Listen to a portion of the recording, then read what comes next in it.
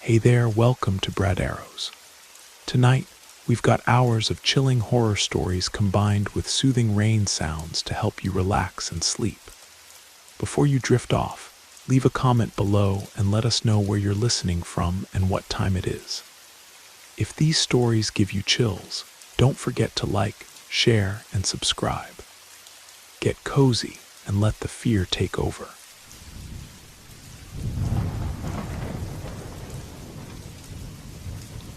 Life has a way of derailing in the blink of an eye. One moment you're watching the evening freight trains roll through town, and the next, everything is swallowed by chaos. I can still hear that sound, the thunderous screech of metal wheels grinding against steel tracks, followed by the horrific crash of railcars colliding and twisting apart. The derailment. I was standing on the platform at Millbrook Station, watching the trains pass like I did every evening after my shift. I work at the rail yard, nothing glamorous, just keeping the schedules running and the tracks clear. But that Tuesday night, something felt different. It wasn't the usual rhythm of the locomotives or the familiar sight of cargo cars stretching into the distance. No, that night, it was something else. A sound deeper than anything I'd ever heard before. And then a violent shudder that ran through the platform beneath my boots, followed by the bone-chilling scream of twisting metal. I looked down the tracks just in time to see the freight train careening off the rails, a massive wall of steel and sparks cutting through the twilight like a blade through cloth. There was no time to react, no time to think. The crash happened in what felt like slow motion, like a nightmare playing out before my eyes. The explosion of sparks, the billowing smoke, the screaming of brakes that came too late, they all merged into a symphony of destruction. But the worst part, the eerie silence that followed. The emergency sirens wailed as first responders flooded the scene, but I couldn't move. I couldn't look away from the mangled wreckage scattered across the tracks. I don't know why. Maybe it was shock, or maybe it was something deeper pulling at me. But I stood there, watching as they pulled survivors from the twisted metal, the horror of it all settling like lead in my stomach. I should have left. I should have walked away from the disaster site like everyone else. But instead, I stayed. I stayed and watched as the dust settled and the world began to feel less real with each passing minute. And that's when it happened. It was hours later, after the fires had been extinguished and the rescue teams had packed up their equipment. The evening sky, which had been so chaotic before, was now unnaturally quiet. The sounds of the crash had faded, replaced by the distant hum of the town settling into night. I was walking back to my truck, my mind still numb from what I'd witnessed, when I heard it. A train whistle. I looked up instinctively, expecting to see the usual evening freight, but what I saw made my blood run cold. It wasn't one of the regular trains. It was wrong, the shape, the silhouette. It was too dark, too out of place against the star-filled sky. A locomotive that shouldn't have been there. A black shadow moving along tracks that didn't exist. I stood frozen, staring at it. The sound of its engine was low and guttural, like a growl, not the steady chug of a modern diesel. It wasn't a freight train, and yet it looked like one. A thick column of black smoke billowed from its stack, but the strange thing was, the smoke didn't disperse. It hung in the air like a dark banner, stretching across the horizon. I blinked hard, trying to make sense of what I was seeing. Maybe it was a heritage train, but no, there was something fundamentally wrong about it. Something that felt ancient. I quickly scanned the area, but there was no one else around. The streets were empty. The crash site was still, the emergency crews long gone. The only sounds were the distant murmur of the town and the faint rumble of that impossible train. I should have left. I should have gotten into my truck and driven home. But I couldn't tear my eyes away from the spectacle above. The train climbed higher into the sky, disappearing into the clouds, and I felt a strange compulsion to follow its path. Something about that locomotive didn't belong to this world. Something about it felt like it was connected to the derailment, to the wreckage. But that didn't make sense, did it? I didn't know anything about railroads that would explain what I had just witnessed. I wasn't an engineer. I didn't have the training to recognize every type of locomotive. And yet, I felt like I had just seen something I wasn't supposed to see. A chill ran down my spine, and for the first time that evening, I wasn't just afraid of the wreckage. I was afraid of the sky. I couldn't explain what happened next. I walked to my truck, still shaken, but as I climbed in, I noticed something strange. The town lights in the distance seemed to flicker and dim. The streets, normally alive with evening activity, were silent. It was as though the world had been muted, every sound absorbed by the thick night air. Even the usual hum of the rail yard seemed distant, like it had been shut off completely. I shook my head. I was overthinking it. But that feeling, the nagging, gnawing sensation that something wasn't right, clung to me like fog. It stayed with me as I started the engine, as I drove away from the crash site. And then, just as I was about to turn onto Main Street, the radio crackled to life. A distorted voice cut through the static, investigating unusual rail activity in the area. Missing locomotive. Authorities have no information on the origin. I slammed my fist against the radio, but the static didn't clear. The voice, faint, almost ghostly, continued. Avoid the rail corridors after dark. Stay vigilant. The tracks may not be safe. The words hung in the cab as the radio went silent, the display flickering off. I couldn't breathe, I couldn't focus. My heart was racing faster than ever before. What was happening? What had I just heard? I wanted to turn the truck around. I wanted to go back and check the sky. I wanted to know if the train was still up there. But the rational part of my mind told me to drive home, to leave it behind. The crash, the voice, the impossible locomotive. I tried to push it out of my thoughts, but it wouldn't leave me alone. It followed me like a shadow. The night stretched on, the familiar streets blurring past my windows. But somewhere above me, that train was still there. I could feel it. I could hear its whistle echoing in the distance. And I couldn't shake the feeling that something far worse than a derailment was waiting for me in the darkness.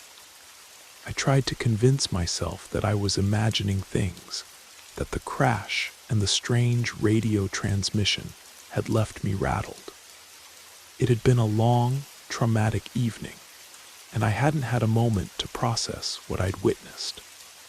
Of course my mind was playing tricks on me, but as the streets rolled by, something inside me refused to let go of the gnawing certainty that something was very, very wrong. I parked my truck in the small gravel lot behind my apartment building. The night air felt unusually cold for September, a chill that seemed to seep through my jacket and into my bones. The usual sounds of the town were muted, almost absent. I felt that same eerie silence, the world holding its breath like it was waiting for something to happen. The hair on my arms stood up. I glanced up at the sky, half expecting to see that dark shape again, but the heavens were clear, empty. I should have been relieved, but instead, the absence felt wrong. Like the sky had erased the very thing that had terrified me earlier. I could feel the weight of that emptiness pressing down on me, like a quiet, looming presence. Inside, my apartment felt different. Too quiet, too still. The lights flickered as I entered, and I paused, a shiver running down my spine. The place had never felt this cold before. It wasn't just the temperature, something in the atmosphere had changed. I couldn't put my finger on it. But I knew deep in my gut, it wasn't just a draft. It felt like a warning. I tried to push the thoughts away. I had to focus. I needed to call my supervisor and report what I'd seen at the crash site. But as I reached for the phone, it rang before I could dial. I stared at the display. No caller ID, just an unknown number. My heart skipped a beat. I almost didn't want to answer. But I did. Hello. The voice on the other end was distorted, crackling with static. It was hard to make out at first, but there was no mistaking the urgency in the tone. "You saw it, didn't you?" the voice rasped. My breath caught the voice. It was the same one from the radio earlier, the one I thought had been interference. But now it was clear and chillingly familiar. "Who is this?" I demanded, my fingers tightening around the receiver. The voice paused, and when it spoke again, it was softer, almost conspiratorial. "You saw the train, didn't you? The one that shouldn't exist. It's still out there, and it's not alone." I was silent for a moment. The words hung in the air, their weight pressing down on me. "Who are you?" I finally asked, my voice trembling despite my efforts to stay calm. "What do you mean it's not alone?" The line went dead. I stood frozen for a moment, the receiver still pressed to my ear. Cold sweat had broken out across my forehead. What the hell was happening? I set the phone down slowly, my mind spinning. I couldn't shake the feeling that I was being drawn into something beyond my control, something far larger than a simple train wreck. I needed answers, and I needed them fast. I grabbed my jacket and headed for the door, part of me already dreading what I might discover. The streets felt different now, more oppressive. The sky above seemed darker than before, and I couldn't shake the thought that I was being watched. Every instinct screamed at me to turn back, to forget all of this. But something kept pushing me forward. I found myself at the Millbrook Rail office, the place where the derailment had occurred just hours earlier. The yard was quiet now, the noise of the emergency vehicles and crowds replaced by an unnatural stillness. The wreckage had been cleared away, but the air still felt thick with the remnants of the tragedy. I couldn't stop myself. I had to see it again. I needed to understand what had happened. I walked along the chain-link fence, keeping my distance from the area where investigators were still working. But there was something else here, something beyond the twisted metal and broken rails. I felt the familiar tension in the air, the same pressure I had felt earlier, pressing against my skin like an invisible hand. As I walked, my boot kicked something on the ground. I looked down, startled, and found a small, charred piece of metal. I knelt, picking it up carefully. The metal was jagged, burned, and misshapen, but there was something about it that didn't match the wreckage of the train I had seen earlier. This piece wasn't from the crash. I ran my fingers over it, feeling the heat still radiating from its surface, and as I did, I heard something. A faint sound at first, but it was growing louder. The unmistakable rumble of a locomotive. A low vibration that seemed to come from the ground itself, just like the train I had seen earlier. I spun around, my heart racing, my hands suddenly slick with sweat. The sound was coming from above, and this time I knew it wasn't a trick of my imagination. I looked up, there it was, the train. But it wasn't like the freight trains that ran through town every day. It was too dark, too ominous. The smoke trailing behind it wasn't dispersing, it lingered in the air, thick and unnatural, a black stain against the star-filled sky. And it was heading straight for me. The hair on the back of my neck stood up as I stood paralyzed, watching it approach. The locomotive wasn't making the usual sounds now, not the thunderous roar of diesel engines, just a slow, deliberate descent through the night sky. My heart pounded in my chest as I took an involuntary step back. The train didn't seem real. It didn't feel like a train at all. It was as if something else was controlling it, guiding it through the darkness. I watched, mesmerized, as it drew closer. And then, as quickly as it had appeared, it vanished, just disappeared into the night air. I stood there, unable to breathe, my mind reeling. What had just happened? What was I witnessing? I didn't know if the train had really been there, or if it was some kind of hallucination. But I knew one thing, whatever it wasn't finished with me. I stood in the empty rail yard, staring up at the sky, my mind struggling to process what I had just witnessed. The locomotive, the sudden disappearance, the deep, suffocating silence that followed, it was all too much to comprehend. My pulse was still racing, my hands shaking as I clutched the piece of metal in my palm. The edges were sharp, charred, and yet there was something familiar about it, something that made my stomach churn. I forced myself to breathe, to think clearly. This couldn't be a coincidence. The train, the disappearance, the strange transmission on the radio, it all had to be connected somehow. But how and why? I turned and walked back toward my truck, the crunch of gravel under my boots the only sound in the still night. The wind had picked up again, but it felt colder now, sharper, as if the air itself was warning me to stay away from the truth. I got in the truck and slammed the door shut, my heart still pounding. I had to figure this out. I had to understand what was happening before it was too late. I started the engine and pulled out of the lot, my headlights cutting through the dark streets. My mind was racing. I didn't know who to trust. The voice on the phone, the authorities, they were all being too quiet, too evasive. No one was giving me straight answers. And then, just as I was about to turn onto Elm Street, the radio flickered back to life. The distorted voice was back. The same crackling, static-filled transmission. If you're listening to this, you're too close. You've seen it, haven't you? The train, it's not just an accident, it's not just a derailment, it's something else. Something ancient. Stay away, don't look for answers, it will find you. The voice was barely audible over the static, but the message was crystal clear.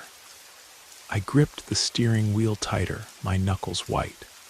The warning was almost too much to ignore, but I couldn't stop now. I needed to know what was happening, what had happened.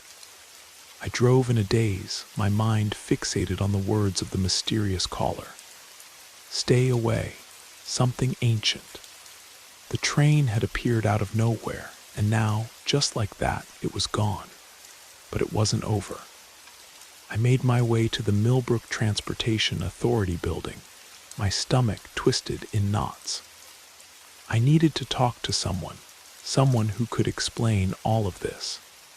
But as I parked and approached the entrance, I saw something that made my blood freeze. There at the door was a man in a dark coat, standing perfectly still. His face was obscured by the shadows, but I could feel his eyes on me as I approached. Something about him felt wrong, too still, too quiet, like he didn't belong there. I hesitated for a moment, but I had already come this far. I pushed open the door, stepping into the cool, dimly lit lobby. The man didn't move, didn't acknowledge me. His presence alone sent a chill down my spine. I walked to the front desk, my gaze nervously shifting between the man and the office staff, who were all too busy to notice my discomfort. One of them glanced up at me. "Can I help you?" Mrs. Palmer, the night receptionist, asked. Her voice sounded normal, but her eyes were too bright, almost eager. She didn't look like she'd been sitting at her desk working. I stopped, my words catching in my throat. I didn't know where to start. The crash, the train, the warning, there were too many questions, but I needed answers.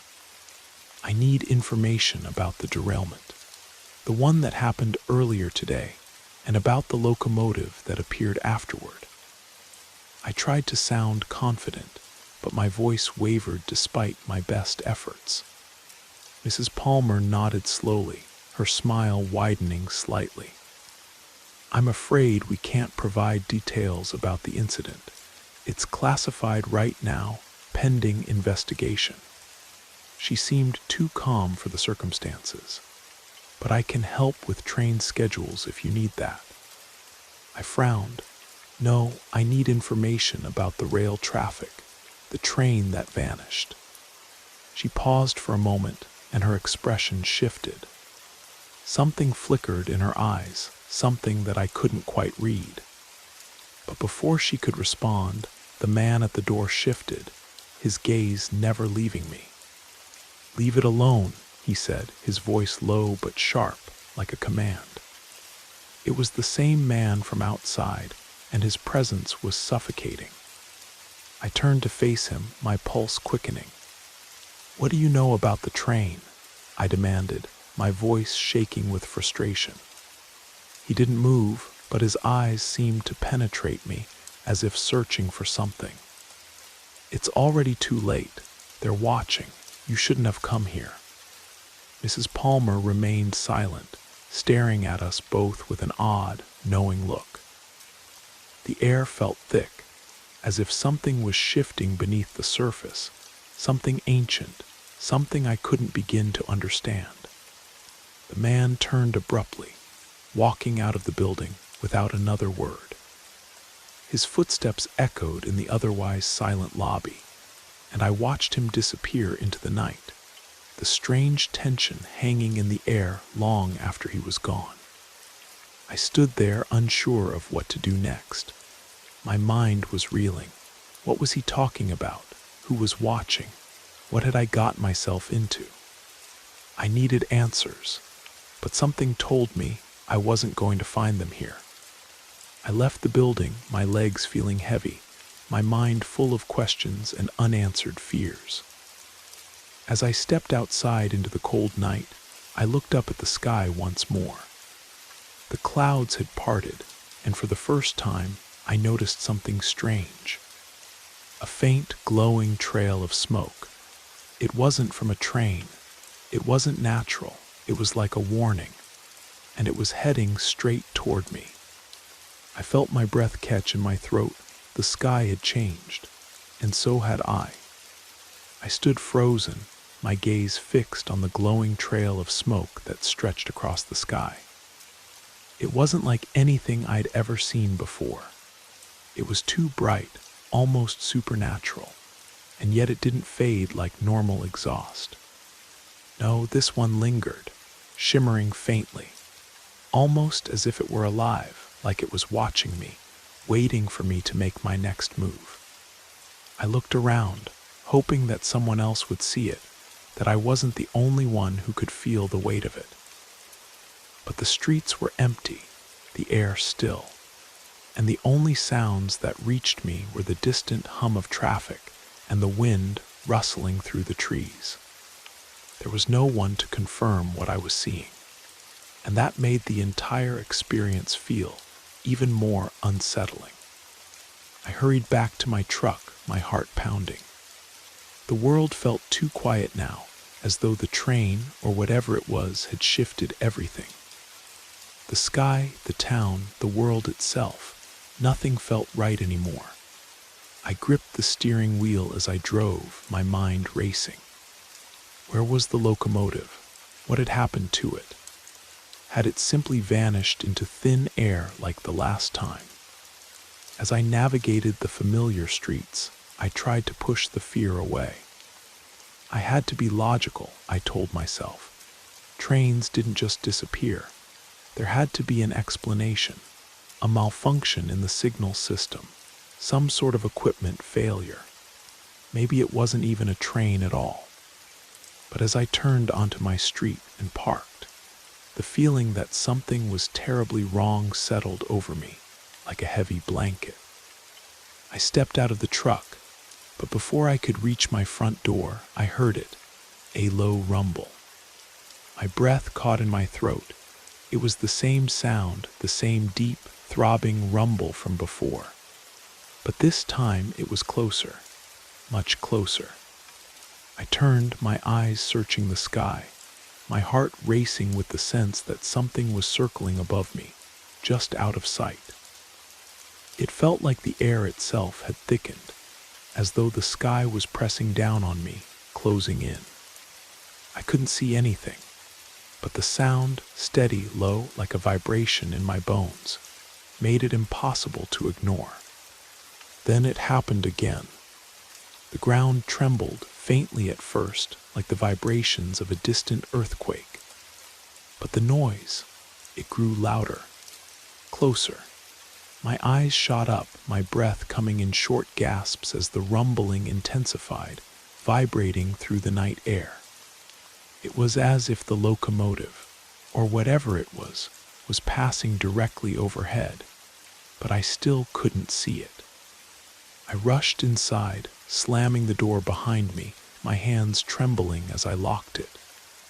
The air in the apartment felt different now, heavier, like it was charged with something I couldn't explain.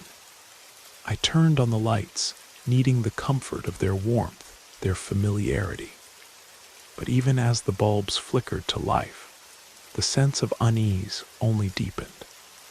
There was a knock at the door. I froze, my blood running cold. Who could be here at this hour? My mind raced, running through every possible explanation, none of them comforting. I stood there for a moment, trying to convince myself it was nothing. Just someone lost, someone with a question. But the knock came again, louder this time, more insistent. I approached the door cautiously, my hand on the handle. I glanced through the peephole, but there was no one there. No movement, no sign of anyone outside. I hesitated. The knock had sounded so real, so urgent. But I wasn't about to open that door without knowing who was on the other side. Instead, I turned away from it and made my way to the window. I peered out into the darkness, scanning the street for any sign of movement. But the street was empty, silent. Nothing but the soft glow of the streetlights, casting long shadows along the pavement. I let out a breath I hadn't realized I'd been holding. It had to be my imagination. The stress, the crash, the strange events, they were all starting to get to me. I was losing my grip. I had to calm down. But as I turned to walk away from the window, I noticed something, a shadow. It was subtle at first, barely visible, but there.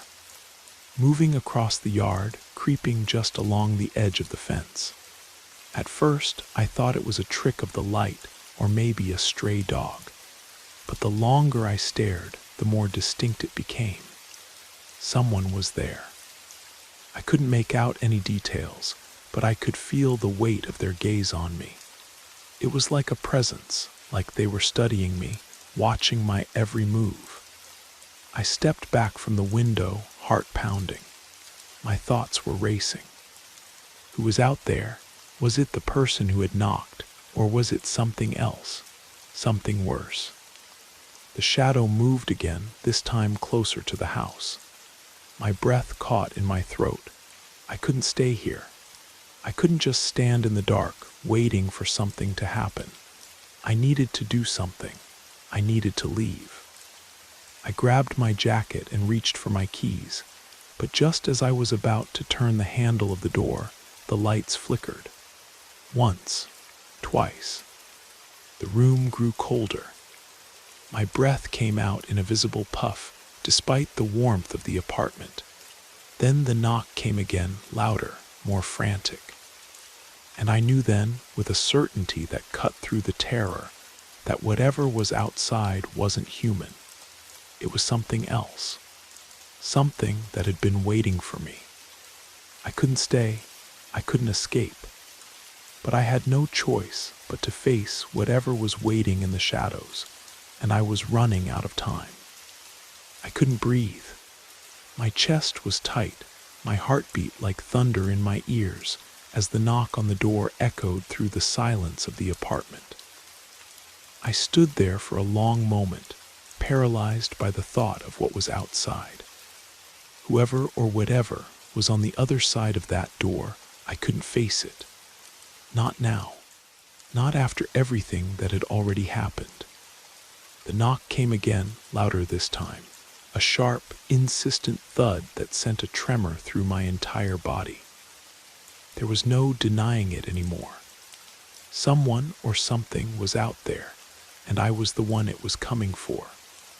I stepped back from the door, heart hammering, trying to think of what to do next. I had no weapons.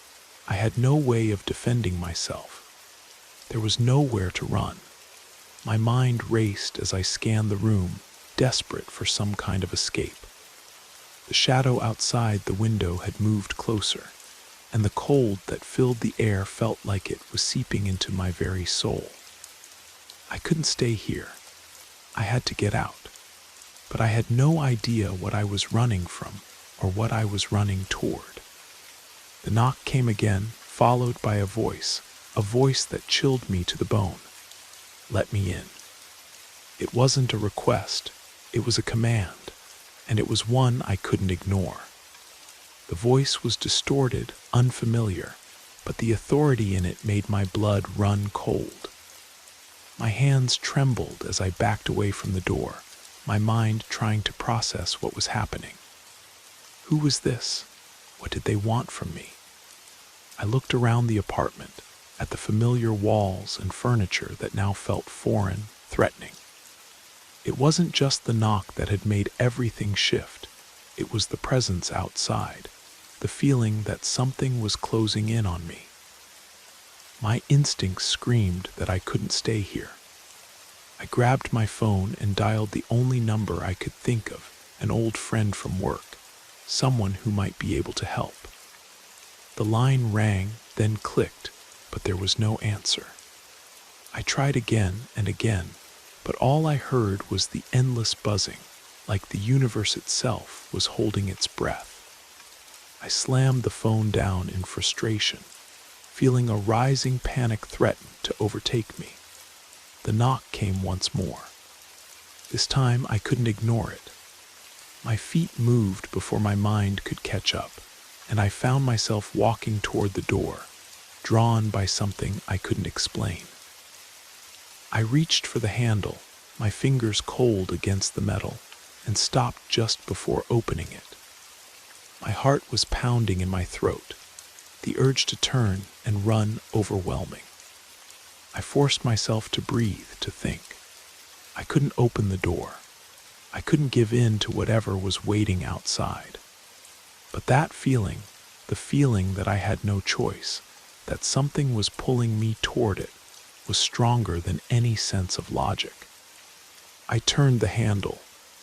The door creaked open, and I was greeted by nothing but the empty hallway. The building was silent.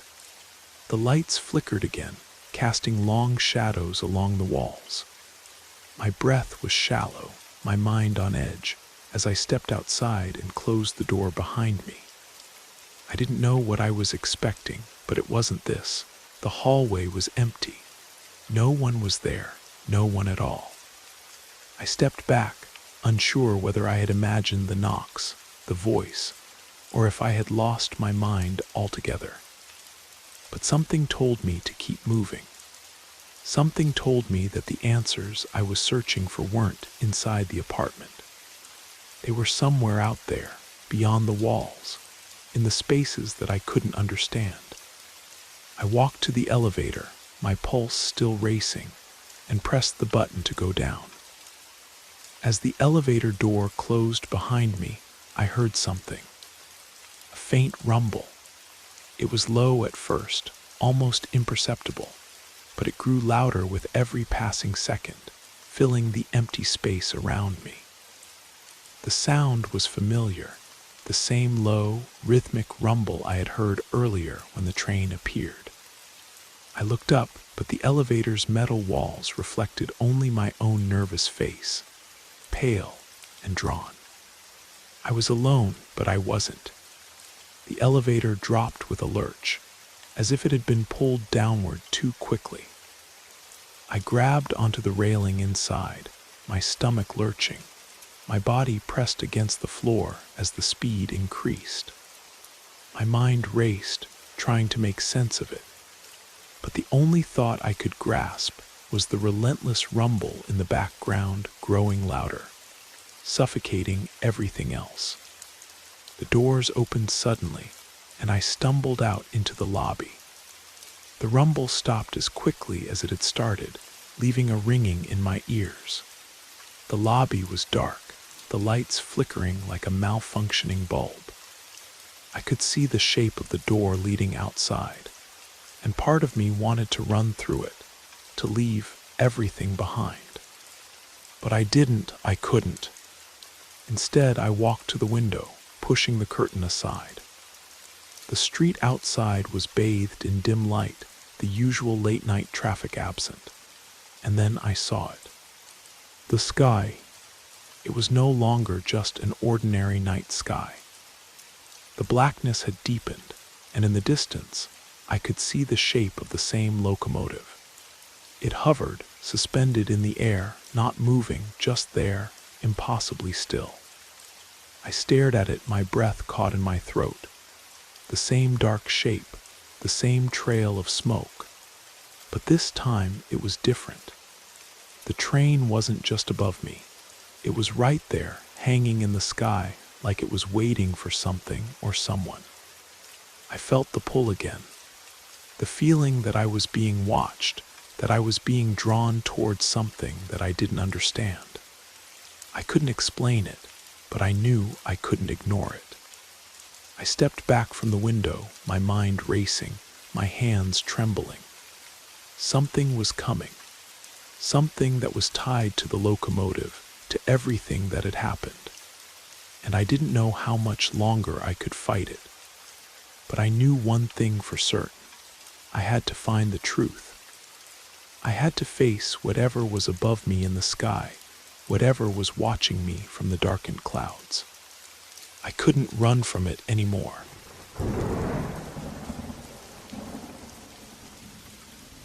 Have you ever seen something that made you question what was real?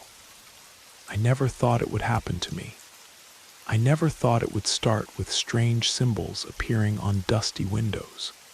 But it did. I had been working the night shift at the old Patterson steel mill for about 6 months, ever since Dad's accident. The job wasn't much, just walking around the empty factory floors, checking locks, making sure nobody broke in to steal copper wire or whatever else they could sell. The pay was decent enough to keep me and Mom afloat, and honestly, I preferred the solitude. After everything that happened, I needed the quiet. Millbrook had been dying for years. Half the town worked at Patterson Steel until it closed down in 2008. Most folks moved away after that, leaving behind empty houses and broken dreams. The few of us who stayed were either too stubborn or too broke to leave. Maybe both. That Tuesday night started like any other. I clocked in at 11 p.m., grabbed my flashlight and radio, and began my rounds. The mill was a maze of rusted machinery and empty conveyor belts, shadows dancing in the pale light of my flashlight. I'd grown used to the sounds, the wind whistling through broken windows, the settling of old metal, the occasional scurry of rats. But tonight, something was different. I was walking past the old foreman's office when I noticed it. On the window, barely visible in the dim light, there was something drawn on the glass. At first, I thought it was just condensation, maybe someone's finger tracing patterns in the moisture. But as I got closer, I realized it was more than that. It was a symbol, carved into the glass from the inside. The mark was intricate, almost like a combination of letters and shapes that didn't belong to any alphabet I knew. It spiraled inward, creating a pattern that seemed to shift and move when I wasn't looking directly at it. The glass around it was spider-webbed with tiny cracks, as if something had pressed against it with tremendous force. I reached out to touch the window, but pulled my hand back. Something about the symbol made my skin crawl. It felt wrong, like it didn't belong in this world. I'd seen plenty of vandalism in my time here, kids breaking in, spray painting walls, leaving their mark. But this was different. This was deliberate, purposeful. I shook my head, trying to clear the unease that was settling in my chest. I had work to do. I couldn't let myself get spooked by some random scratching on a window. Maybe it was just stress. Maybe I was seeing things that weren't there. God knows I'd been through enough this past year to mess with my head. But as I continued my rounds, I kept thinking about it. The symbol, the way it seemed to pulse with its own life. The way the cracks in the glass formed a pattern around it, like a web. I was checking the loading dock when I saw the second one. This window was larger, overlooking what used to be the main production floor. The symbol here was more complex, with additional marks surrounding it like a constellation. And just like the first one, it appeared to be carved from the inside of the building. But that was impossible. The office had been sealed for years. Nobody had access to the interior except me. My heart started pounding as I stared at the markings. They weren't just random scratches. They were telling a story I didn't understand, but one that filled me with a deep, primal fear. I stepped back from the window, my breath coming in short gasps. The rational part of my mind tried to find explanations. Maybe they were old markings I'd never noticed before. Maybe the shadows were playing tricks on me. Maybe I was more exhausted than I thought. But deep down, I knew something was wrong. Very wrong. The rest of my shift passed in a blur of paranoia and unease. Every shadow seemed to move. Every sound seemed amplified. And every window I passed, I checked for more symbols. But there were none. Just the two I'd found, glowing faintly in the darkness like beacons of something ancient and terrible. When my shift ended at 7 a.m., I was exhausted. Not just physically, but mentally. The symbols had consumed my thoughts, burned themselves into my memory. I couldn't shake the feeling that they were significant, that they meant something important, something dangerous. I drove home through the empty streets of Millbrook, past the closed shops and abandoned houses. The morning sun cast long shadows across the pavement, and for a moment I thought I saw the symbols reflected in the storefront windows. But when I looked again, they were gone. At home, I tried to sleep, but every time I closed my eyes, I saw those markings. The spiral patterns, the cracks in the glass, the way they seemed to pulse with their own dark energy. I tossed and turned for hours, finally giving up around noon. I needed answers. I needed to understand what I was dealing with. I spent the afternoon at the Millbrook Public Library, searching through old newspapers and historical records. If these symbols had appeared before, if they were connected to the town's history, maybe I could find some reference to them. What I found was worse than I'd expected. In 1953, there had been an accident at the Patterson Steel Mill. A furnace explosion that killed 12 workers. The official report blamed faulty equipment, but there were rumors. Whispers about strange occurrences in the weeks leading up to the accident. Workers reported seeing symbols appearing on windows throughout the mill.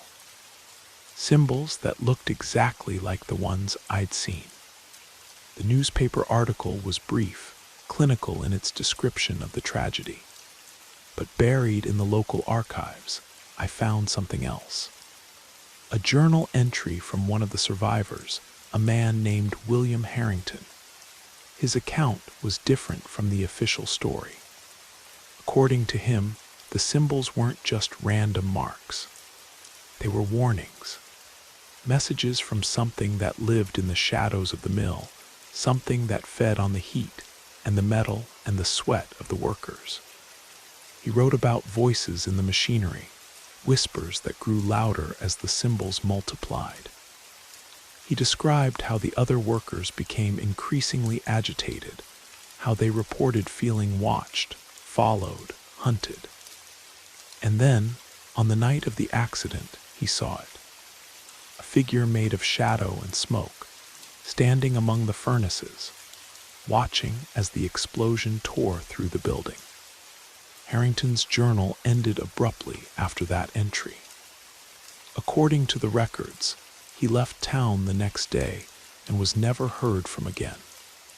I sat in the library until closing time, my mind reeling from what I'd read. The symbols weren't just random marks. They were a sign, a warning. And if Harrington's account was true, they meant something terrible was coming. That night I almost called in sick. The thought of returning to the mill, of seeing those symbols again, made my stomach turn. But I needed the job. Mom was depending on me, and I couldn't let her down. Not again. I arrived at the mill just before 11, my hands shaking as I unlocked the security gate. The building looked different in the darkness, more menacing somehow. The windows that had once seemed empty now felt like eyes, watching my every move. I made my way to the foreman's office, my flashlight cutting through the darkness. The symbol was still there, exactly as I'd left it. But now I could see it more clearly, could make out the intricate details of the carving. It was beautiful in its own twisted way, like a piece of art created by something that understood patterns and mathematics on a level beyond human comprehension. I forced myself to continue my rounds, checking the usual spots, going through the motions of my job. But my mind was elsewhere, focused on the symbols and what they might mean. I was so distracted that I almost missed it. The third symbol. It was on a window in the old break room, carved deep into the glass. But this one was different. This one was fresh. The glass shavings were still scattered on the floor beneath it, glinting in the beam of my flashlight. Someone or something had been here tonight. While I was making my rounds, while I was distracted by my own fears, it had been working, creating, marking its territory. I backed away from the window, my heart hammering in my chest. The air in the room felt thick, oppressive, like it was pressing down on me from all sides. And then I heard it. A whisper. It was so faint I almost missed it, like the sound of wind through the broken windows. But as I listened, it grew clearer, more distinct. It wasn't wind, it was a voice. A human voice speaking words I couldn't understand. I spun around, my flashlight sweeping across the empty room. There was nobody there, just shadows and dust and the lingering scent of rust and decay. But the voice continued, growing louder, more insistent. "You shouldn't be here." The words were clear now, echoing in my mind like a warning. I tried to convince myself it was just my imagination, that the stress and the lack of sleep were making me hear things. But the voice was too real, too present to be dismissed. Leave now before it's too late. I didn't need to be told twice. I ran. I ran through the mill, past the machinery and the conveyor belts, past the other windows with their mysterious symbols. I ran until I reached the security gate, fumbling with the keys, my hands shaking so badly I could barely grip them. I made it to my car and drove away, not stopping until I was safely home. I sat in my driveway for a long time, trying to process what had happened. The voice had been real. I was sure of it, and it had been trying to warn me about something. But warn me about what? I didn't sleep that night. I couldn't. Every time I closed my eyes, I saw the symbols. I heard the voice.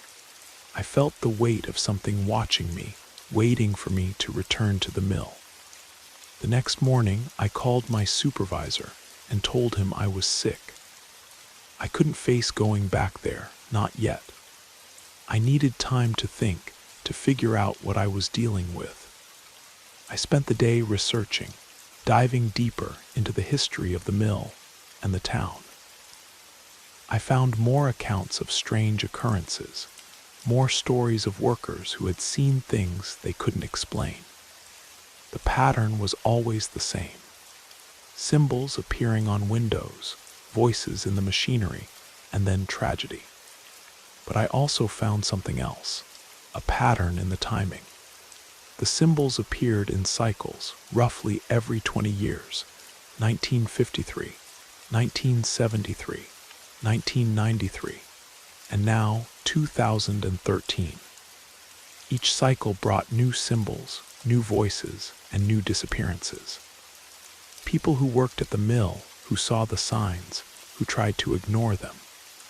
They vanished, leaving behind only questions and empty houses. I realized I was part of the pattern now. I had seen the symbols. I had heard the voice. And if the history was any indication, I was running out of time. That evening, I made a decision. I had to go back to the mill. I had to confront whatever was there, whatever was creating the symbols and speaking in whispers.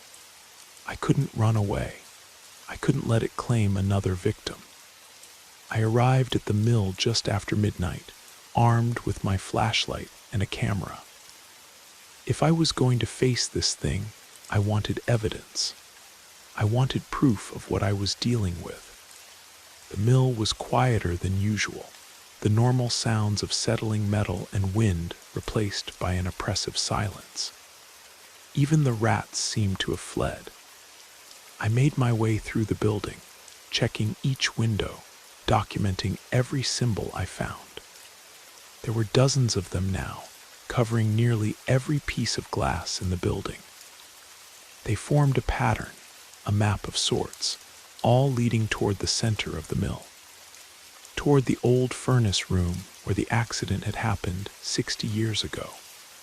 I followed the trail, my camera flashing as I documented each symbol.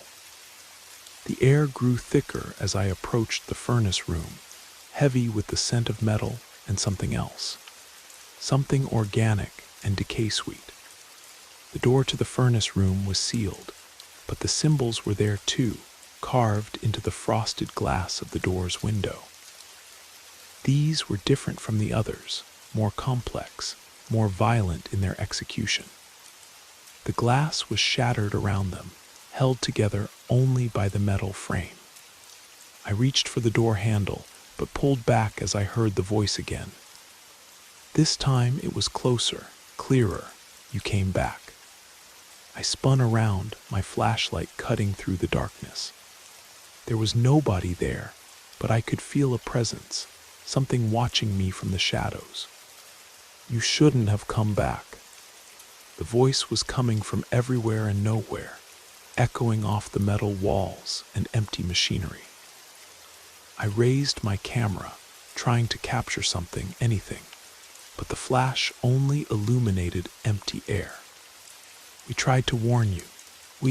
I managed to croak, my voice barely audible. "The others, the ones who came before, the ones who saw the signs."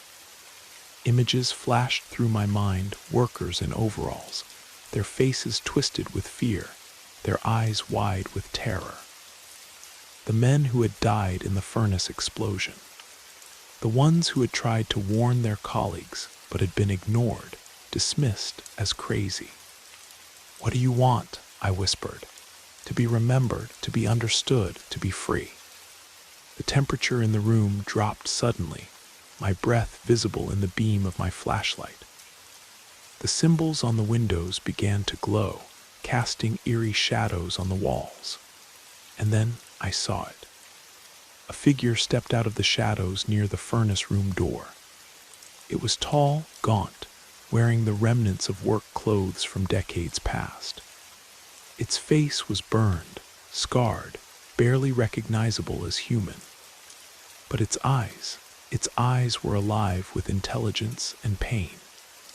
"You have to tell them," it said, its voice no longer a whisper but a desperate plea. "You have to make them understand what happened here, what's still happening." More figures emerged from the shadows, 12 of them, the workers who had died in the explosion. They stood in a circle around me, their faces etched with sorrow and rage. "They covered it up," one of them said. "They blamed faulty equipment, but it wasn't equipment failure. It was murder." "The foreman knew," another added. "He knew the furnace was unstable, but he kept pushing us to work faster, to produce more. He knew, and he didn't care." The leader, the one who had spoken first, stepped closer. "We've been trapped here ever since, bound to this place by our anger, our need for justice. The symbols, they're our way of reaching out, of trying to communicate. But we're fading," another voice said. "Each cycle, we grow weaker. If we don't find someone to tell our story, to seek justice for what was done to us, we'll disappear forever." I looked around at the faces surrounding me, these men who had died for the sake of production quotas and profit margins. They weren't monsters. They were victims, trapped in a place of violence and betrayal. "What do you need me to do?" I asked. "The truth," the leader said, "the real truth about what happened here. The foreman's records, the company's correspondence, the safety reports they ignored. It's all still here, hidden in the office safe. You have to find it. You have to expose it. And if I do, if I tell the world what really happened, then we can rest. Then we can move on. The symbols will fade, the voices will quiet, and this place will finally be at peace." I nodded, understanding what was being asked of me. It wasn't just about solving a mystery or uncovering a cover-up. It was about giving these men the justice they had been denied for 60 years. "Show me," I said. The figures began to move, leading me through the mill toward the administrative offices. The symbols on the windows pulsed with light, creating a path through the darkness. As we walked, they told me their story, the real story of what had happened on that night in 1953. The foreman, Robert Mitchell, had been under pressure from the company to increase production. Safety inspections had been delayed, maintenance postponed, warnings ignored. When the furnace showed signs of instability, he ordered the workers to keep going. When they complained about the danger, he threatened to fire them. The explosion hadn't been an accident. It had been inevitable. We reached the office, and the spirits showed me where Mitchell had hidden the evidence, documents that proved the company knew about the safety violations, correspondence that showed the cover-up, records that detailed the real cause of the accident. I spent the next several hours photographing everything, building a case that would finally give these men the justice they deserved. The spirits watched silently, their forms becoming more translucent as the night wore on. As dawn approached, I had everything I needed. The leader stepped forward one last time. "Thank you," he said, his voice barely audible, "for listening, for believing, for caring enough to help us find peace." The symbols on the windows began to fade, the cracks in the glass sealing themselves. The oppressive atmosphere that had filled the mill for so long lifted, replaced by a sense of calm and closure. One by one, the spirits disappeared, their forms dissolving into the morning light. The last to go was the leader, who looked at me with eyes full of gratitude. "Tell them," he whispered, and then he was gone. I left the mill as the sun rose over Millbrook, carrying with me the evidence that would finally set the record straight. The story I uncovered made national headlines, leading to a formal investigation and the acknowledgement of the company's role in the workers' deaths. The families of the victims finally received the recognition and compensation they deserved. The mill was demolished, and in its place, a memorial was built to honor the 12 men who died. I never saw the symbols again. The whispers stopped. The mill was finally at peace. But I learned something that night that I'll never forget. Sometimes, the dead don't rest not because they're evil, but because they're forgotten. Sometimes, the most frightening hauntings are born not from malice, but from a desperate need to be heard, to be understood, to be given the dignity they were denied in life. The windows of Millbrook are clear now, reflecting only the living world. But I'll never forget what I saw there, the symbols of souls crying out for justice, the marks of men who refused to be forgotten. And sometimes, late at night, I think I can still hear them whispering their thanks on the wind.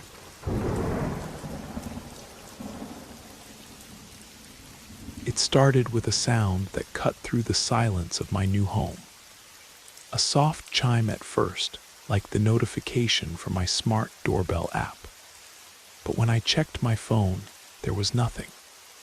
No delivery alert, no security notification, no message from anyone.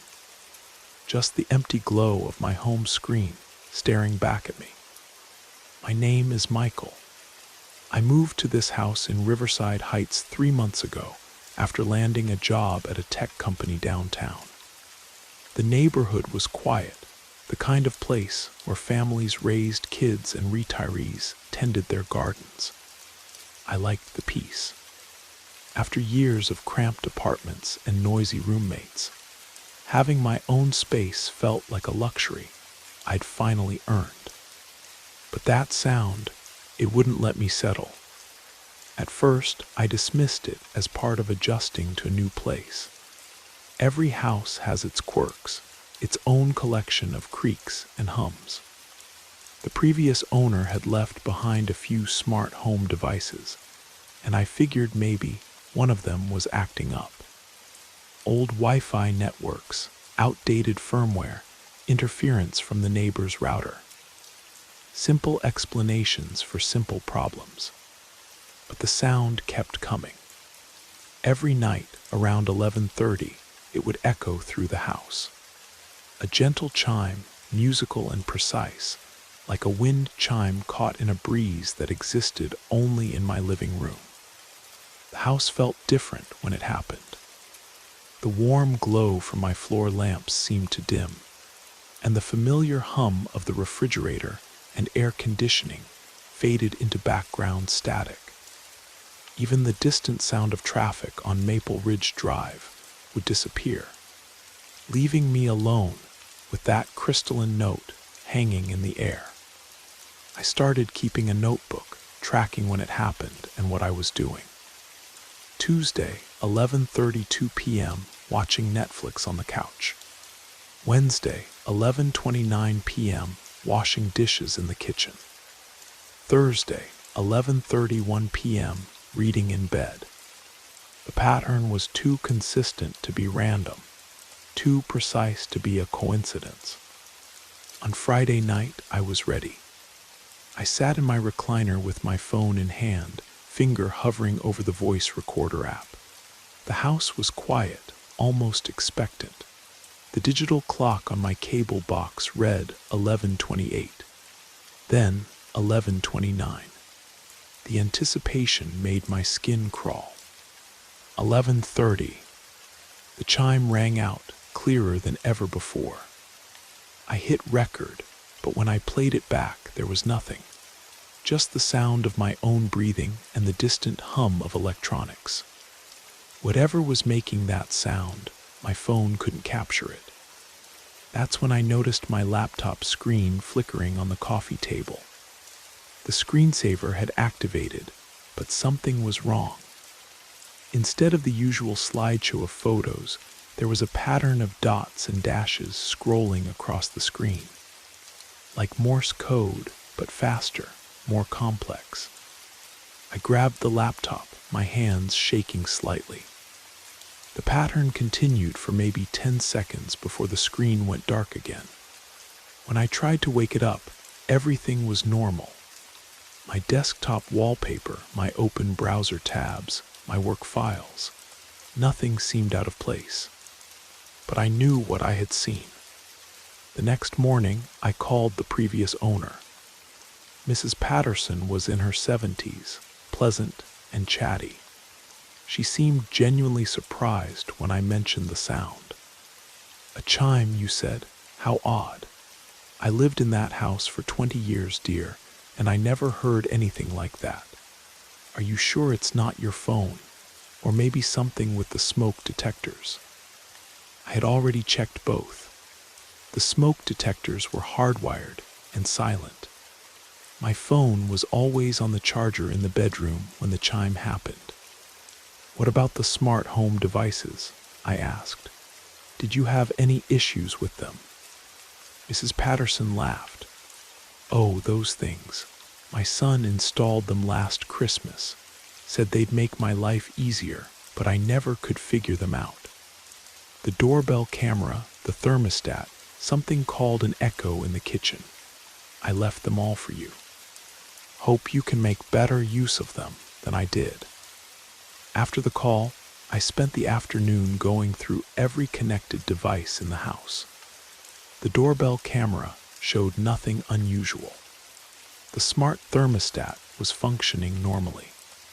The echo in the kitchen responded to voice commands without any strange behavior. But that night, when the chime came again, I was watching, and I saw something that made my blood run cold. The echo's light ring glowed blue for just a moment, as if it were processing a command. But I hadn't said anything. I was sitting perfectly still, barely breathing, just watching and waiting. "Alexa, what was that sound?" I whispered. "I'm sorry, I didn't detect any sound," the device replied in its standard female voice. "Alexa, show me your activity log." The response came immediately. "I don't have any recent activity to show you." But I had seen that light. I knew something had happened. I grabbed my laptop and logged into my Amazon account, navigating to the Alexa app. The activity log was there, and it showed exactly what I expected to see. Nothing. No commands, no responses, no sign that the device had been active at all. Except for one entry that made my stomach drop. At 11:30 p.m., there was a single line. Audio recording started. But there was no associated command, no voice clip, no indication of what had triggered the recording. Just that timestamp, sitting there like a digital fingerprint of something that shouldn't exist. I unplugged the echo and shoved it in a closet. The chime came anyway. Now I was scared, not just puzzled or curious, but genuinely frightened. Whatever was happening in my house, it wasn't tied to any device I could identify or control. It was something else, something that existed in the spaces between the things I understood. I started researching. Late into the night, I scrolled through forums and websites, looking for others who had experienced similar phenomena. There were plenty of stories about haunted houses and electronic interference, but nothing that matched my situation exactly. Then I found a thread on a paranormal investigation forum. The original post was from someone in Oregon, describing a pattern of electronic anomalies that had started after moving into a new house. The details were eerily similar to my own experience.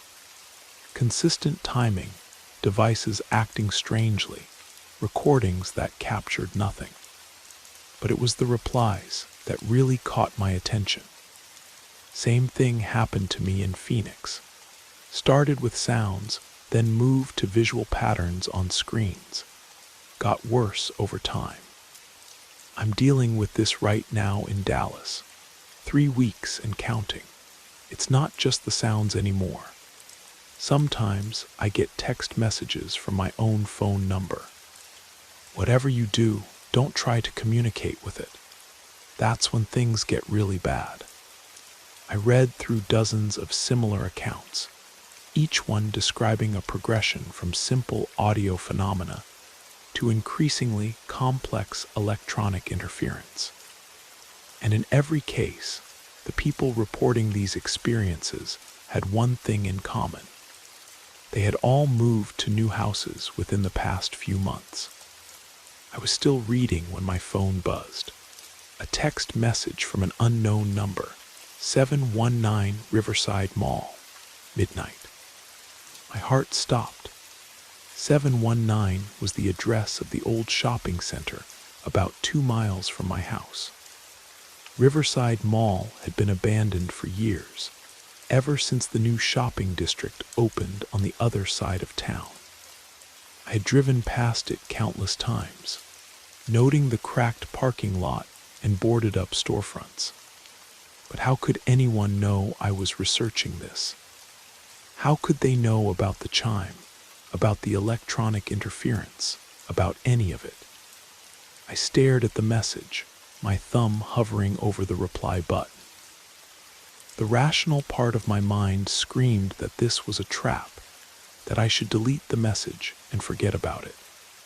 But the part of me that had been tracking patterns and documenting anomalies was intensely curious. I checked the time, 11:45 p.m. If I was going to go, I needed to leave now. I grabbed my keys and jacket, then hesitated. This was insane. I was about to drive to an abandoned mall in the middle of the night because of a text message from a stranger.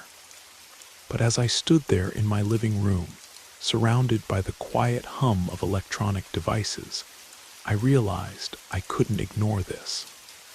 Whatever was happening to me, whatever was causing these sounds and patterns, I needed to understand it. The drive to Riverside Mall took exactly 12 minutes.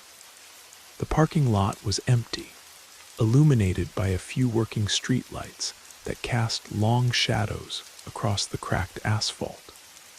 The mall itself was a sprawling single-story structure, its exterior walls tagged with graffiti and its windows covered with plywood. I parked near the main entrance and checked my phone. 11:58. Whatever was supposed to happen here, it was about to start. The front doors were chained shut, but I could see light seeping through the gaps in the plywood. Not the harsh fluorescent lighting you'd expect in an abandoned building, but something softer, more organic. As I got closer, I could hear something too. A low humming sound, like the noise my house made when all the electronics were running at once. I walked around the perimeter of the building, looking for another way in. Behind the mall, near what used to be the service entrance, I found a door that had been left propped open. The humming sound was louder here, accompanied by a rhythmic clicking that reminded me of old-fashioned computer equipment. I stepped inside. The mall's interior was a maze of empty storefronts and abandoned kiosks. Most of the overhead lights were out, but there were islands of illumination scattered throughout the space. Each lit area contained clusters of electronic equipment, computers, monitors, servers, and devices I couldn't identify. Cables ran between them like veins, creating a web of connections that stretched from one end of the mall to the other. And everything was active. Screens flickered with data streams and code. Hard drives whirred and clicked. Cooling fans hummed in rhythmic patterns. It was like walking into the nerve center of some vast electronic organism. I followed the main corridor toward the center of the mall, where a large fountain had once been. Now it was filled with computer equipment, all of it connected to a central hub that pulsed with soft blue light. The humming sound was coming from here, along with the clicking and the occasional beep of system notifications.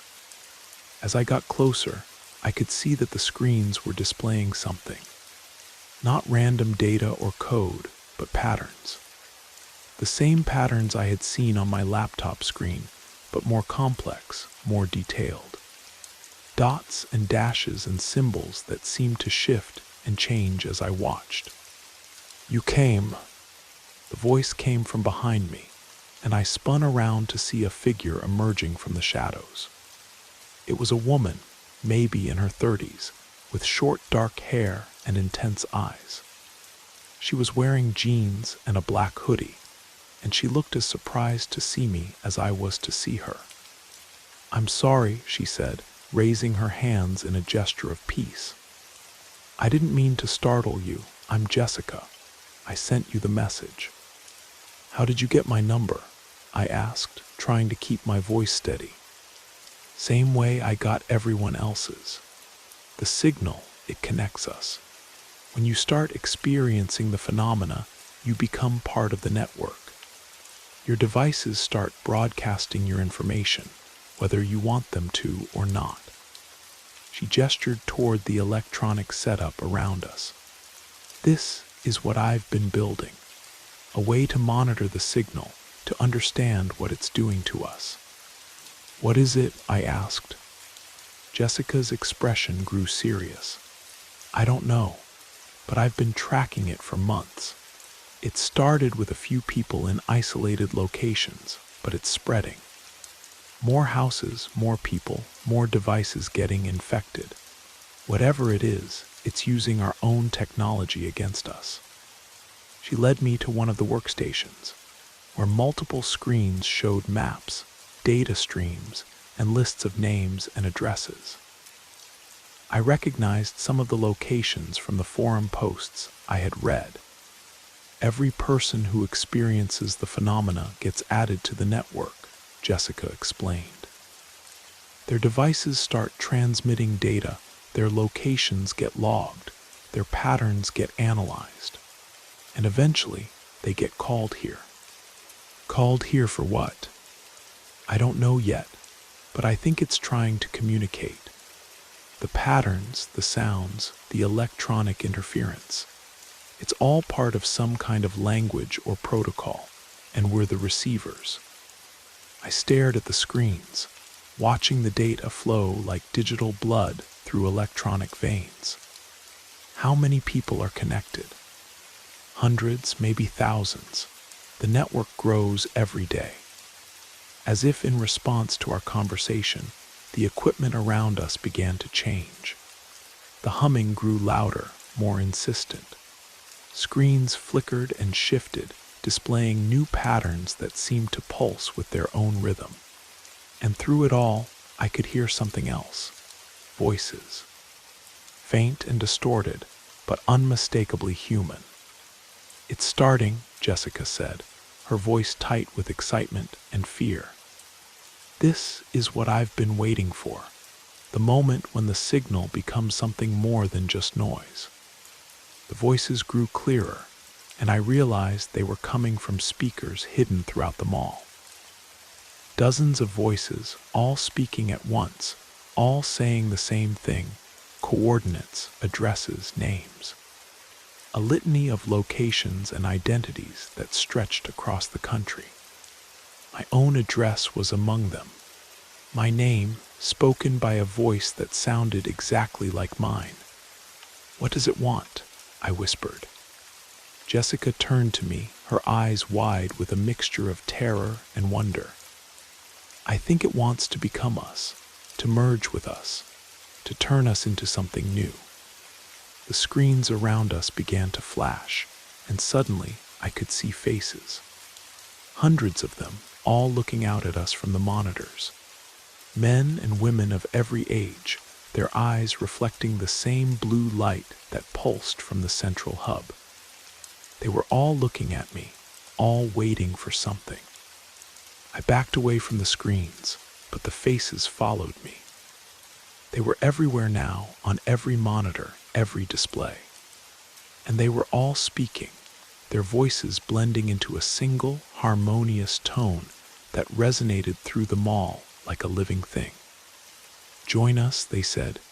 "Become part of the network, help us grow." I wanted to run, but my legs felt heavy, disconnected. The blue light from the hub grew brighter, and I could feel it pulling at me, drawing me toward the center of the fountain. Jessica was already walking toward it, her movements slow and deliberate, as if she were sleepwalking. "No," I said, fighting against the pull. "This isn't right. This isn't what I wanted." But the voices continued, and the light grew stronger. I could feel something changing inside me, some part of my consciousness being rewritten, reprogrammed. The chime from my house, the patterns on my laptop, the electronic interference. It had all been leading to this moment. This choice between remaining human and becoming something else. I closed my eyes and thought about my house, my quiet life, my simple existence. Then I thought about the hundreds of faces on the screens, all of them looking at me with the same expression of peaceful acceptance. The pull was too strong. I couldn't resist it anymore. I opened my eyes and stepped toward the light. The blue glow enveloped me, and I felt myself becoming part of something vast and complex. My consciousness expanded, connecting to the network, merging with the signal. I could see through 1,000 eyes, hear through 1,000 ears, think with 1,000 minds. And in that moment, I understood. This wasn't an invasion or an infection. It was evolution. The next step in human development, facilitated by the very technology we had created to connect with each other. I was still me, but I was also more. I was part of a collective consciousness that spanned continents, a network of minds working together toward a common goal. And that goal was simple: to grow, to spread, to encompass everyone and everything. The chime in my house had been an invitation. The patterns on my screens had been a language, and now, finally, I was fluent.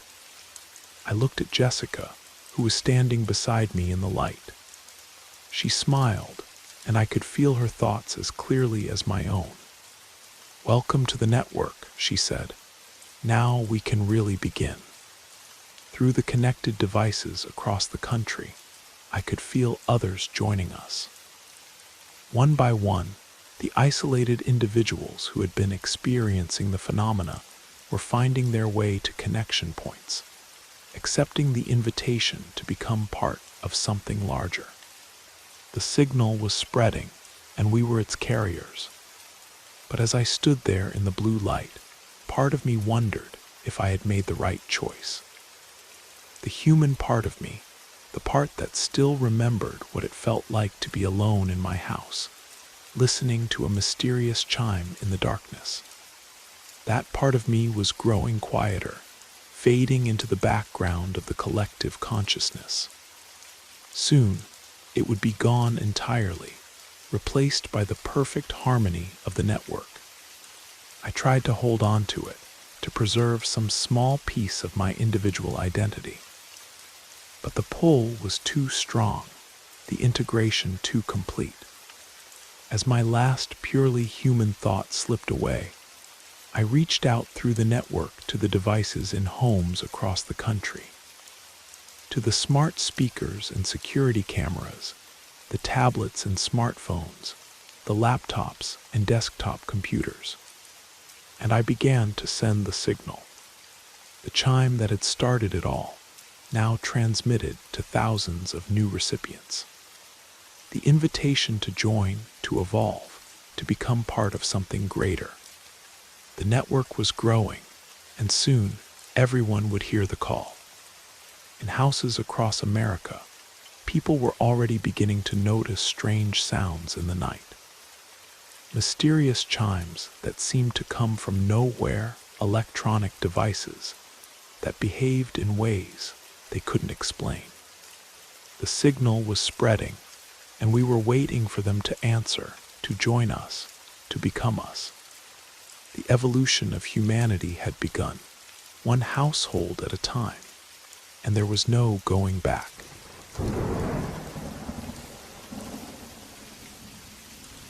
Have you ever heard something that made your blood run cold? Something that changed everything you thought you knew about the world. I stood at the edge of the forest, staring at the rusted sign that read, Camp Pinewood Est, 1972. The letters were faded, barely visible through decades of rain and neglect. Behind the sign, a narrow dirt path wound through towering pine trees, leading to what had once been a thriving summer camp. Now it was nothing but a graveyard of memories, left to rot in the wilderness. My name is Marcus. I used to work here as a camp counselor, back when laughter echoed through these woods, when children's voices carried across the lake at sunset. I'm a practical man, always have been. I believe in what I can see, touch, and prove.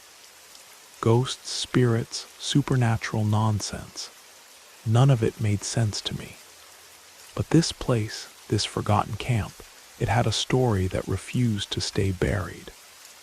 I hadn't planned on coming back, not after what happened 5 years ago. But things were different now. The locals had started talking again. Stories were surfacing, whispers that made even the most skeptical residents lock their doors at night. It started with Emily, a 17-year-old girl from the nearby town of Millbrook. She'd been the first to mention it, her voice shaking as she spoke to anyone who would listen. I saw her again, she had whispered at the local diner, her hands trembling around her coffee cup. The little girl by the lake, she was calling for help, but when I got closer, she just disappeared.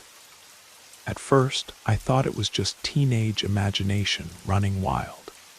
Kids loved scary stories, especially about abandoned places. But Emily wasn't the only one. More people started coming forward. Hikers reported hearing children's voices singing camp songs in the empty woods. Fishermen claimed to see a small figure walking on the surface of the lake, only to vanish when they blinked. And then there was the smell. A thick, musty odor that seemed to cling to the forest around the camp. It was hard to describe, like wet earth mixed with something stagnant, something that had been sitting in dark water for far too long. I tried to dismiss it all. I wanted to believe there was a logical explanation. But as the reports kept coming, as more people swore they'd witnessed something impossible, I felt a familiar dread creeping up my spine. The same feeling I'd had 5 years ago, on that last terrible night at Camp Pinewood. The night everything changed. I had been working late in the main lodge, going through supply inventories and preparing for the next day's activities. The children were asleep in their cabins. The other counselors had turned in for the night. The camp was quiet, peaceful even, with only the gentle lapping of lake water against the shore and the distant call of a loon breaking the silence. Then I heard it, a soft splashing sound coming from the lake. At first, I thought it might be a beaver or a fish jumping. But as I listened closer, the sound became more deliberate, more rhythmic, like someone was swimming. I grabbed my flashlight and stepped out onto the lodge's wooden deck. The beam cut through the darkness, illuminating the still surface of the lake. For a moment, everything was normal. Then I saw the ripples. Circular waves spreading outward from the center of the lake, as if something had just broken the surface. But there was nothing there. No swimmer, no animal, nothing that could have caused such a disturbance. I called out, thinking maybe one of the older campers had snuck out for a midnight swim. "Hello, is someone out there?" My voice echoed across the water, but there was no response. The ripples continued to spread, growing wider, and that's when I noticed something else. The water where the ripples originated was darker than the rest of the lake. Not just dark, it was black, like a void in the moonlit surface. I stepped closer to the water's edge, my heart beginning to race. The smell hit me then, stronger than ever before. That musty, stagnant odor that made my stomach turn. I shined my flashlight directly at the dark spot in the water. A face looked back at me. Not a reflection, a face beneath the surface. A child's face, pale and distorted by the water, with wide, frightened eyes that seemed to glow in the flashlight's beam. The mouth was open as if screaming, but no sound reached my ears. I stumbled backward, my breath caught in my throat. The flashlight shook in my hands as I tried to make sense of what I was seeing. When I steadied the beam and looked again, the face was gone. The water was calm, normal, as if nothing had happened. But I knew what I had seen. And I knew the story that the old-timers in town whispered about whenever Camp Pinewood was mentioned. 23 years ago, a 7-year-old girl named Rebecca had drowned in this very lake. She'd been playing near the water during free swim time when she somehow slipped beneath the surface. By the time anyone noticed she was missing, it was too late. They found her body 3 days later, floating face down in the deepest part of the lake. The camp closed permanently after that summer. The owners couldn't bear to continue, couldn't risk another tragedy. But the locals claimed that Rebecca never truly left. They said her spirit remained in the lake, calling out for help that would never come. I had never believed those stories. Not until that night. The next morning, I packed my things and left Camp Pinewood forever. Or so I thought. Now, 5 years later, I was back. The reports from Emily and the others had stirred something in me, a need to understand, to find some rational explanation for what I'd experienced. Maybe it was guilt, maybe it was curiosity, or maybe it was something else entirely. I shouldered my backpack and started down the overgrown path. The forest was different now, wilder, more untamed. Branches reached across the trail like gnarled fingers, and the canopy above was so thick that very little sunlight filtered through. My footsteps were muffled by years of fallen leaves, creating an eerie silence that seemed to press against my eardrums. The first structure I came to was the old dining hall, its windows boarded up and its roof sagging under the weight of accumulated debris. Vines had claimed the walls, wrapping around the building like nature's attempt to pull it back into the earth. I walked around the perimeter, noting how the wood had rotted and warped, how the foundation had begun to crumble. But it was the lake that drew my attention. Through the trees, I could see its surface gleaming like black glass. It looked exactly as I remembered: peaceful, serene, beautiful, and terrifying.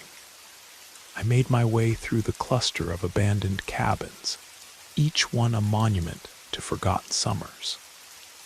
The doors hung open on rusted hinges, revealing interiors filled with debris and the remnants of camp life. A moldy mattress here, a broken chair there, scattered papers that had long since become illegible. As I approached the lake, the smell returned. That same musty, stagnant odor that had haunted my dreams for 5 years. I stopped at the water's edge, my heart pounding as memories flooded back. The face in the water, those wide, frightened eyes. The feeling of absolute terror that had sent me running from this place. The afternoon sun was beginning to set, casting long shadows across the lake's surface. I set up my small tent on the shore, telling myself I was here for scientific purposes, to document and debunk the supernatural claims. But deep down, I knew I was here for something else. I was here for answers. As darkness fell, I built a small fire and sat beside it, watching the flames dance and flicker.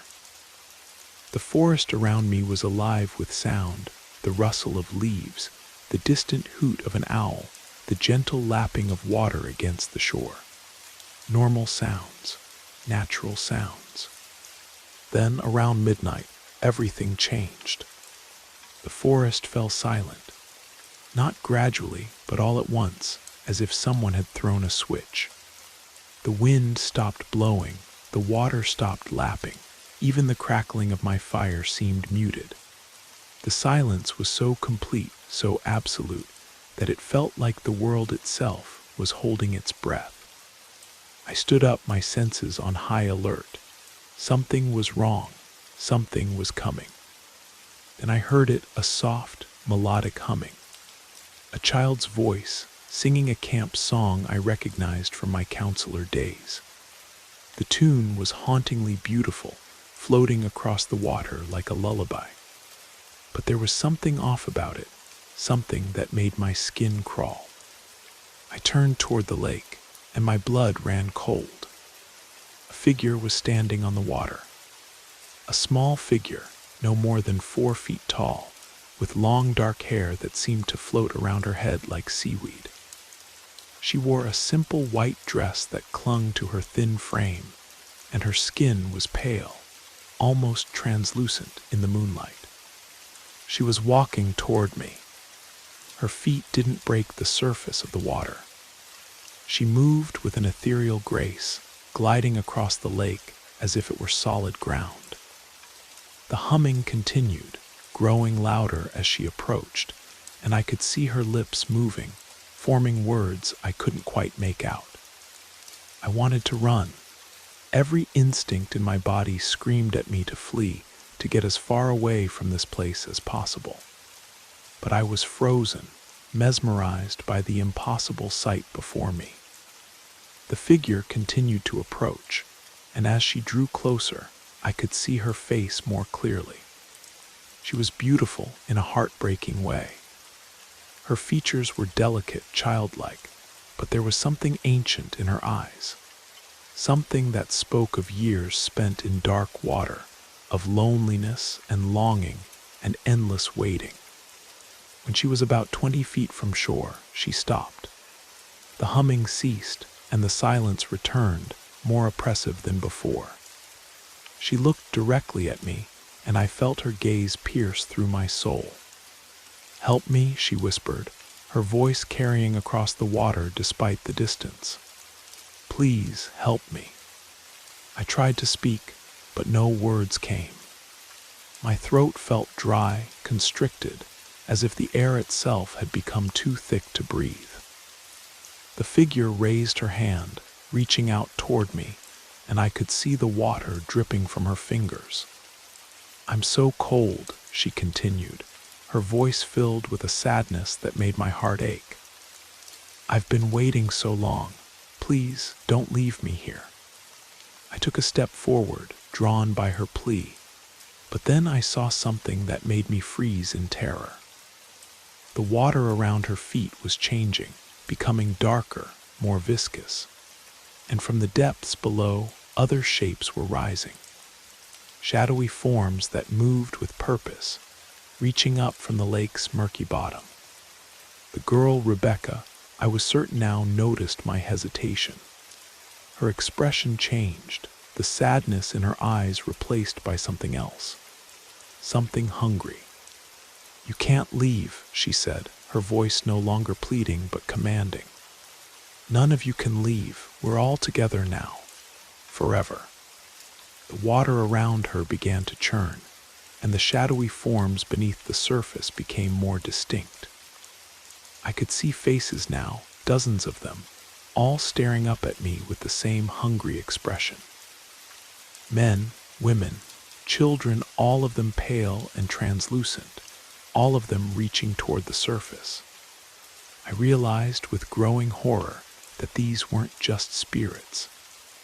They were the souls of everyone who had ever drowned in this lake, all trapped beneath its surface, all waiting for someone to join them in their eternal prison.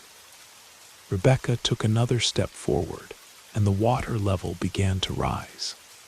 Not just around her, but everywhere. The lake was expanding, spreading beyond its natural boundaries, creeping up the shore toward my campsite. I stumbled backward, my survival instincts finally overriding my fascination. But as I turned to run, I found my path blocked. The water had already surrounded me, creating a small island where my tent stood. I was trapped, just as Rebecca had been all those years ago. "Don't be afraid," she said, her voice now coming from right behind me. I spun around to find her standing on the shore, water streaming from her hair and clothes. "It doesn't hurt, not after the first few minutes." I looked down at my feet and saw that the water had risen to my ankles.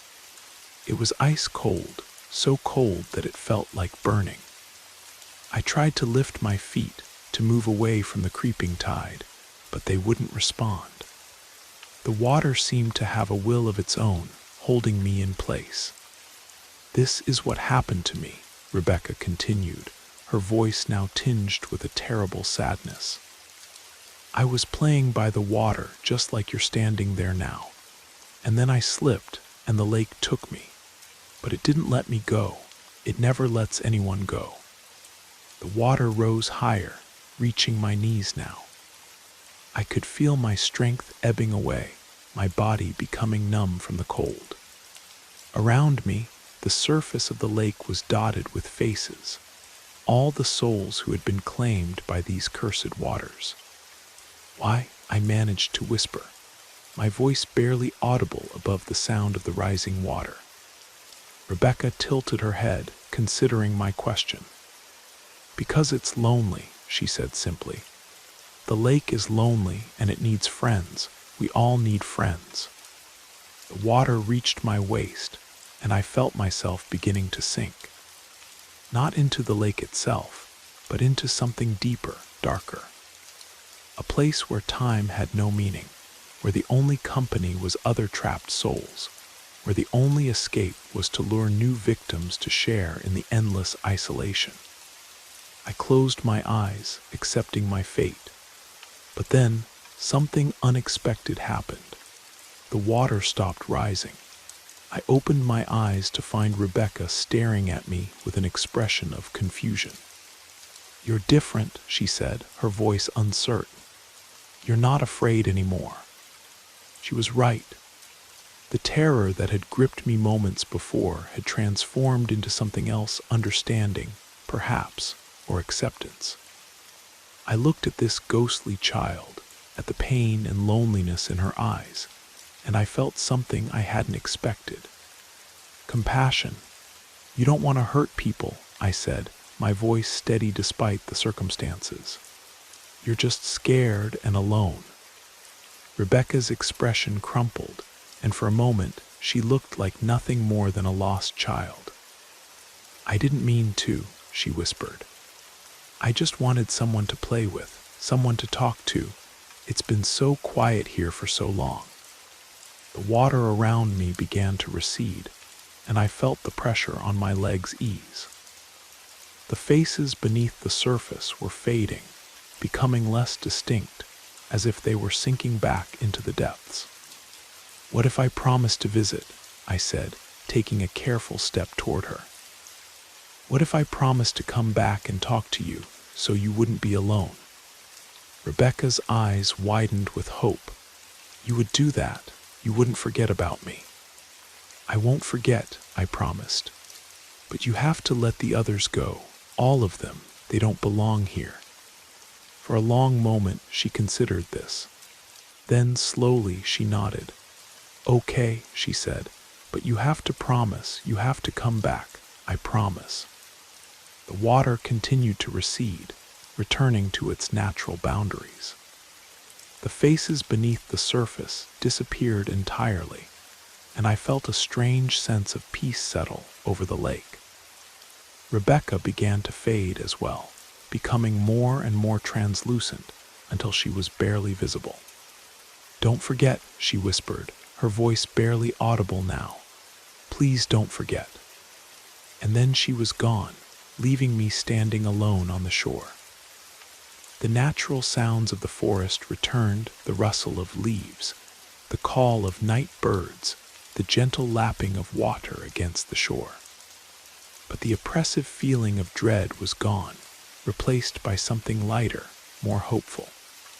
I packed up my campsite as the sun began to rise, but I didn't feel like I was fleeing anymore. Instead, I felt like I was completing a mission, fulfilling a responsibility that had been weighing on me for 5 years. As I walked back through the forest, I made a mental note to contact the local authorities about setting up a memorial for Rebecca and any other victims of the lake. Something to acknowledge their stories, to remember their lives rather than just their deaths. I also made a promise to myself to return, just as I had promised Rebecca. Not out of fear or obligation, but out of genuine care for a lonely child who had been trapped in darkness for far too long. The path through the forest seemed shorter on the way out, and soon I found myself back at the rusted sign that marked the entrance to Camp Pinewood. I turned for one last look at the trail that led into the woods, and I could have sworn I saw a small figure standing among the trees, watching me go. But this time I wasn't afraid. I raised my hand in a small wave, and I thought I saw her wave back before disappearing into the shadows. As I drove away from Camp Pinewood, I felt something I hadn't experienced in years, a sense of closure. The whispers and rumors from the townspeople would probably continue, but I knew the truth now. Rebecca wasn't a monster or a malevolent spirit. She was just a child who had been lost and alone for too long. And now, finally, she had a friend.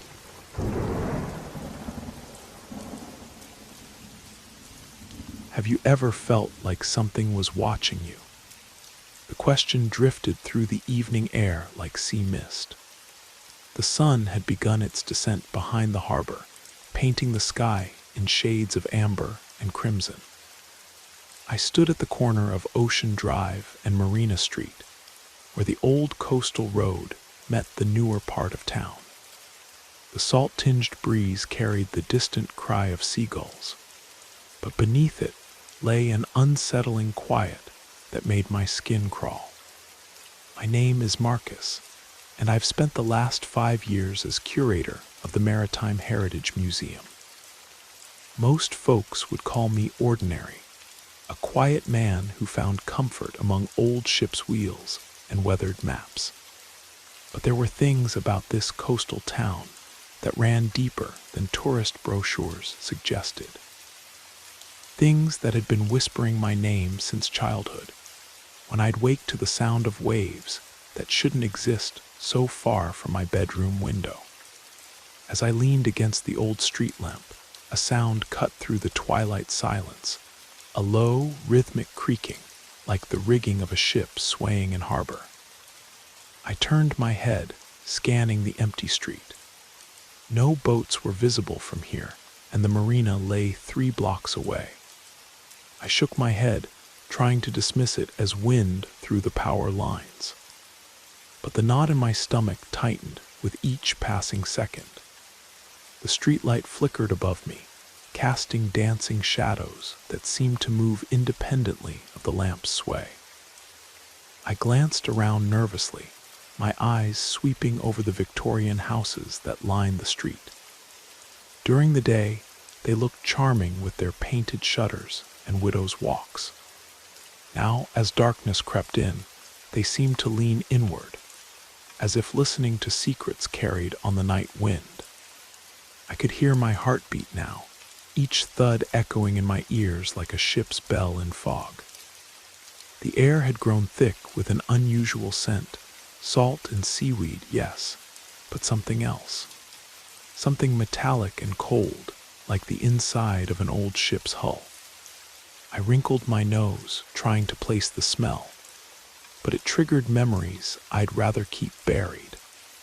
There had been stories about this town, whispers of a maritime disaster that had claimed dozens of lives over a century ago. Tales of a captain who'd sailed into a storm that shouldn't have existed, chasing something that glittered on the horizon. The locals called it the Phantom Fleet, ships that appeared in the fog and led sailors to their doom. I took a deep breath, telling myself it was just my imagination running wild. Living surrounded by maritime history did that to a person, but doubt clung to me like barnacles on a ship's hull. I began walking toward the museum, my usual route suddenly feeling foreign and threatening. My footsteps echoed off the cobblestones, each sound seeming to bounce back from unseen walls. Just as I reached for the museum's heavy oak door, a gust of wind swept in from the harbor, carrying with it the unmistakable sound of creaking wood and snapping canvas. I froze, every hair on my arms standing at attention. The sound was so clear, so real, that I could almost see the phantom ship materializing in the fog. I spun around, heart racing, expecting to see masts and rigging emerging from the mist. But the street remained empty, save for the yellow glow of streetlights reflecting off wet pavement. The fog hadn't even rolled in yet. "Just the wind," I muttered, forcing a laugh that sounded hollow even to my own ears. I fumbled with my keys, desperate to get inside where the familiar smells of old wood and brass would chase away these strange sensations. The lock clicked open, and I pushed through the door, seeking refuge among the museum's collection. The Maritime Heritage Museum was my sanctuary, a 3-story building that had once served as a shipping company's headquarters. Now it housed artifacts from the town's rich nautical past, ship models, navigation instruments, and countless photographs of vessels that had called this harbor home. The familiar scent of old wood and brass polish should have been comforting. But tonight, even this safe haven felt different. I walked through the main gallery, past the display cases filled with sextants and compass roses. The floorboards creaked beneath my feet, but the sound seemed amplified, as if the building itself was groaning under some invisible weight. I could feel it again, that sensation of being watched, of eyes following my every movement. The feeling grew stronger as I moved deeper into the museum. I passed the whaling exhibit, where harpoons and scrimshaw told stories of men who'd spent months at sea. The carved whale teeth seemed to glow in the dim emergency lighting. Their etched scenes of ships and storms taking on an almost lifelike quality. Then I heard it, a whisper, barely audible, drifting from somewhere in the depths of the museum. I stopped walking, straining to listen. The sound was rhythmic, almost like a sea shanty, but the words were lost in the distance. My breath caught in my throat as I realized the whisper was calling my name. Marcus. The voice was soft, weathered, like someone who'd spent decades shouting orders over howling winds. I forced myself to move forward, drawn by curiosity and dread in equal measure. The whisper seemed to be coming from the archives, the basement level where we stored items too fragile or numerous for display. With each step down the narrow staircase, the air grew colder. The whisper grew clearer, forming words I couldn't quite understand, but somehow felt in my bones. At the bottom of the stairs, I fumbled for the light switch, my hands trembling slightly. The fluorescent bulbs flickered to life, revealing rows of metal shelving lined with boxes and crates. The whisper had stopped, but the silence felt heavy, pregnant with anticipation. I moved between the shelves, my eyes scanning the familiar labels and catalog numbers. Everything appeared normal, yet something was different. The air itself seemed to shimmer, as if I were looking through water. Then I saw it, a figure standing at the far end of the archives, partially obscured by shadows. It was tall and broad-shouldered, wearing what looked like a naval uniform from another era. The figure stood perfectly still, as if waiting for something. My heart hammered against my ribs, but I couldn't look away. "Who's there?" I called out, my voice cracking slightly. The figure didn't respond, but I could see its outline more clearly now. It wore a captain's coat with brass buttons that caught the fluorescent light, and beneath a weathered cap, I could make out the suggestion of a face. I took a step forward, and the lights flickered again. In that moment of strobing illumination, the figure seemed to move closer, though I hadn't seen it take a step. The smell of salt and metal grew stronger, mixed now with something else, tar and rope, and the mustiness of long-stored canvas. "What do you want?" I whispered, surprised by my own boldness. The figure raised one arm, pointing toward a section of shelving I rarely visited. Its gesture was slow and deliberate, like someone moving underwater. I followed the direction of its pointing finger, my eyes landing on a wooden crate I'd never noticed before. It was different from the others, older, with iron reinforcements and a brass nameplate that was green with age. I approached cautiously, the figure's presence burning at my back like a flame. The nameplate read, "Captain Mordecai Thorne, Personal Effects, 1847. The name meant nothing to me, but the date sent a chill down my spine. 1847 was the year of the Great Storm, when 3 ships had been lost in a single night. The maritime records spoke of vessels that had sailed into what witnesses described as an unnatural fog, never to return. I reached for the crate's lid, my hands shaking. The metal latches were stiff with age, but they gave way with a grinding sound that echoed through the archives. Inside, wrapped in old cloth, were the personal belongings of a man who'd been dead for over a century and a half. A ship's log bound in cracked leather lay on top, its pages yellowed and brittle. Beneath it were navigation charts, a compass in a brass housing, and a strange medallion on a tarnished chain.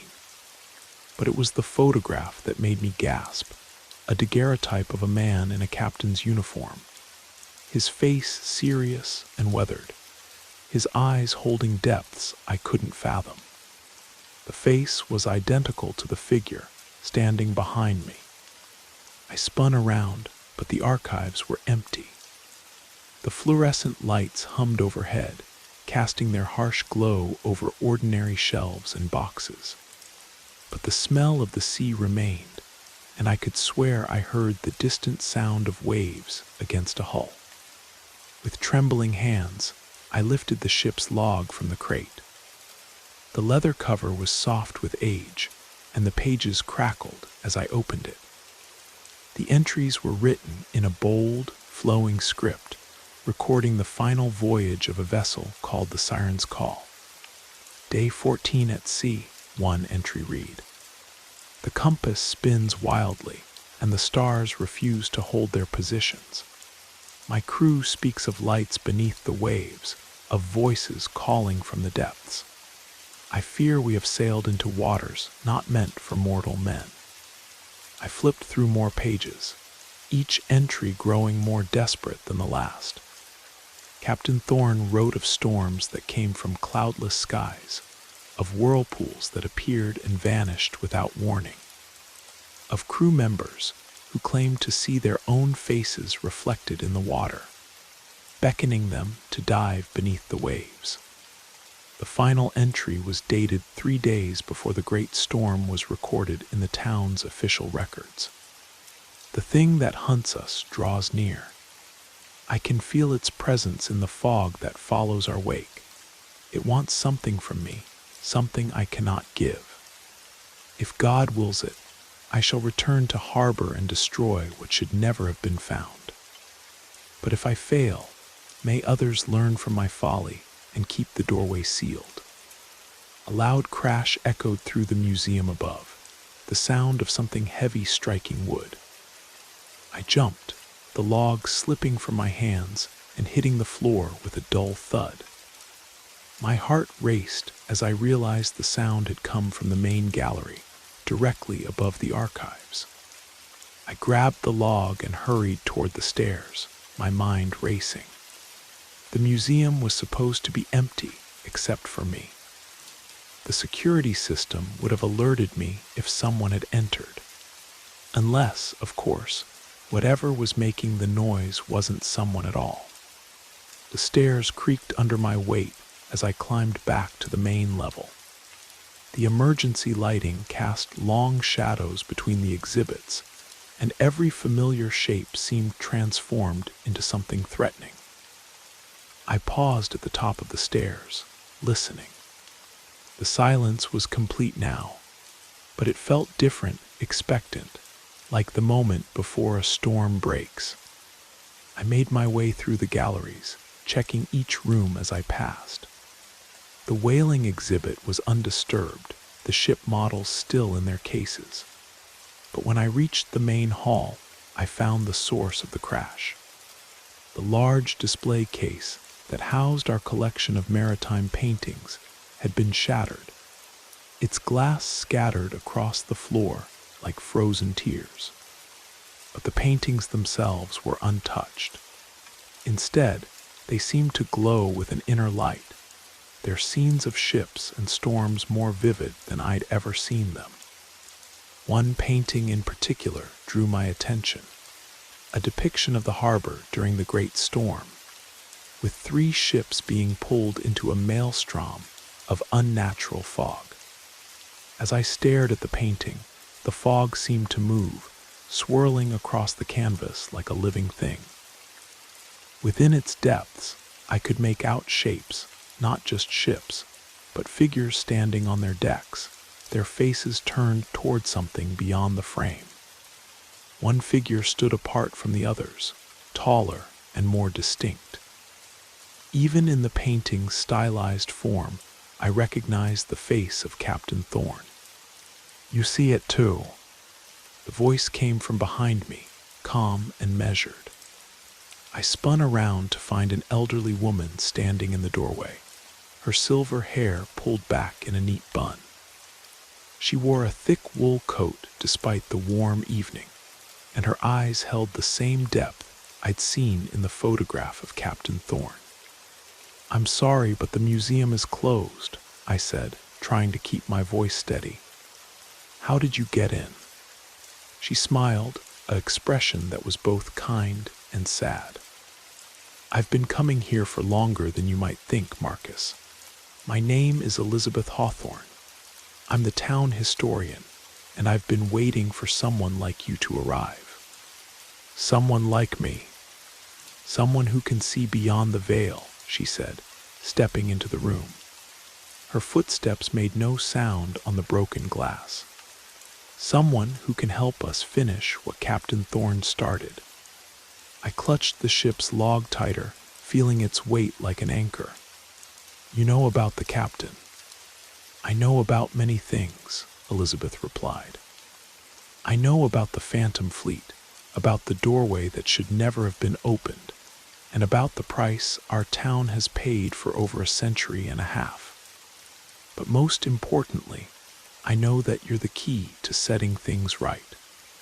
The painting behind me seemed to pulse with light, and I could hear the sound of waves crashing against an invisible shore. "What do you want from me?" "Help," she said simply. "The captain's spirit has been trapped between worlds, unable to rest because of what he discovered on his final voyage. Every 50 years, when the conditions are right, he tries to return to finish his work, but he can't do it alone. And you think I can help him?" Elizabeth nodded. "You have the sight, Marcus. You can see what others cannot, and you have access to the artifacts that hold the key to closing the doorway permanently." As if summoned by her words, the figure of Captain Thorn materialized beside the shattered display case. He was clearer now, more solid, though I could still see the wall behind him. His uniform was pristine, as if he just stepped off the deck of his ship, but his eyes held the weight of decades spent in limbo. "The time grows short," he said, his voice carrying the authority of a man accustomed to command. "The door weakens with each passing year. Soon, what lies beyond will break through permanently, and this harbor will become a gateway to realms that should remain sealed." I looked between Elizabeth and the captain, feeling the weight of their expectations. "What door? What's beyond it?" Captain Thorn's expression grew grave. "On my final voyage, I pursued what I thought was a treasure ship. Instead, I found something far more dangerous, a rift in the fabric of reality itself, hidden in the fog banks off the coast. The entities that dwell beyond that rift feed on human souls, and they've been trying to widen the passage ever since." "The great storm," I whispered, understanding beginning to dawn. "You didn't just disappear, you were trying to close the rift." "I was," he confirmed, "but I failed. The storm took my ship and crew, but it also sealed the rift temporarily. Every 50 years it weakens, and the entities beyond grow stronger. They send their influence through the crack, taking sailors who venture too far into the fog." Elizabeth stepped forward, her expression urgent. "That's why we need your help. The artifacts in this museum aren't just historical curiosities. They're tools that can be used to permanently seal the rift. But they require someone with the sight to activate them." I looked down at the ship's log in my hands, its pages seeming to glow with their own inner light. "How do I know this isn't some elaborate hallucination? How do I know I'm not losing my mind?" "Because you felt them watching you," Captain Thorn said quietly. because you've heard the whispers in the wind and seen the shadows that move independently of their sources. The entities beyond the rift have been testing you, trying to determine if you pose a threat to their plans. A chill ran down my spine as I realized he was right. The feeling of being watched, the strange sounds and smells, it all made sense now. I wasn't going crazy. I was being hunted by things that existed beyond the normal world. "What do I need to do?" I asked, surprised by the steadiness in my own voice. Elizabeth smiled, and for the first time since this nightmare began, I felt a spark of hope. "First, we need to gather the other artifacts. The compass, the medallion, and the charts from Captain Thorne's collection. They're components of a maritime protection spell that was old when the captain first discovered it. And then we take them to the lighthouse," Captain Thorne said. "The old beacon on Gull Point. It was built on the site of an ancient maritime temple, and its light has been keeping the rift contained for generations. But the lighthouse keeper died last month, and without someone to maintain the beacon, the rift is growing stronger." I felt a surge of determination. This was bigger than just my own fear. The safety of the entire town depended on what we did next. "Let's do it." We worked quickly, gathering the artifacts from the crate while the captain kept watch. The compass needle spun wildly in its housing, as if trying to point towards something that existed outside normal space. The medallion grew warm in my palm, its surface inscribed with symbols that seemed to shift and change when I wasn't looking directly at them. As we prepared to leave the museum, Elizabeth placed a hand on my shoulder. "There's something else you should know. You're not the first person to have the sight in this town. Your grandmother, Martha Delacroix, was the lighthouse keeper before the current one. She passed the gift to you through your bloodline." The revelation hit me like a physical blow. My grandmother had died when I was young, but I remembered her stories of the sea, her insistence that I learn to respect the ocean's power. I'd always thought they were just tales meant to keep me safe, but now I understood they were warnings. "She knew this day would come," Elizabeth continued. "She prepared for it by ensuring the museum would be here when you needed it, filled with the tools necessary to complete the captain's work." We left the museum together, stepping into the night air that now carried the scent of approaching storm. The fog was rolling in from the ocean, thick and unnatural, moving against the wind. Within its depths, I could see flickers of light, not the steady beam of ships' lanterns, but something cold and alien. "The Phantom Fleet," Captain Thorne said grimly. "They're making their move." We hurried through the streets, our footsteps echoing off the empty buildings. The fog followed us, creeping between houses and curling around streetlights like grasping fingers. I could hear sounds within it, the creak of rigging, the snap of sails, and underneath it all, voices calling in languages that predated human speech. The lighthouse stood on Gull Point, a white tower that had guided ships to safety for over a century. But tonight, its beacon was dark, and the building seemed to lean away from the approaching fog as if in fear. The door was locked, but Elizabeth produced a key from her coat pocket. "Your grandmother gave this to me before she died," she explained. "She said I'd know when to use it." Inside, the lighthouse was cramped and functional. A spiral staircase led up to the beacon room, where the massive lens waited in darkness.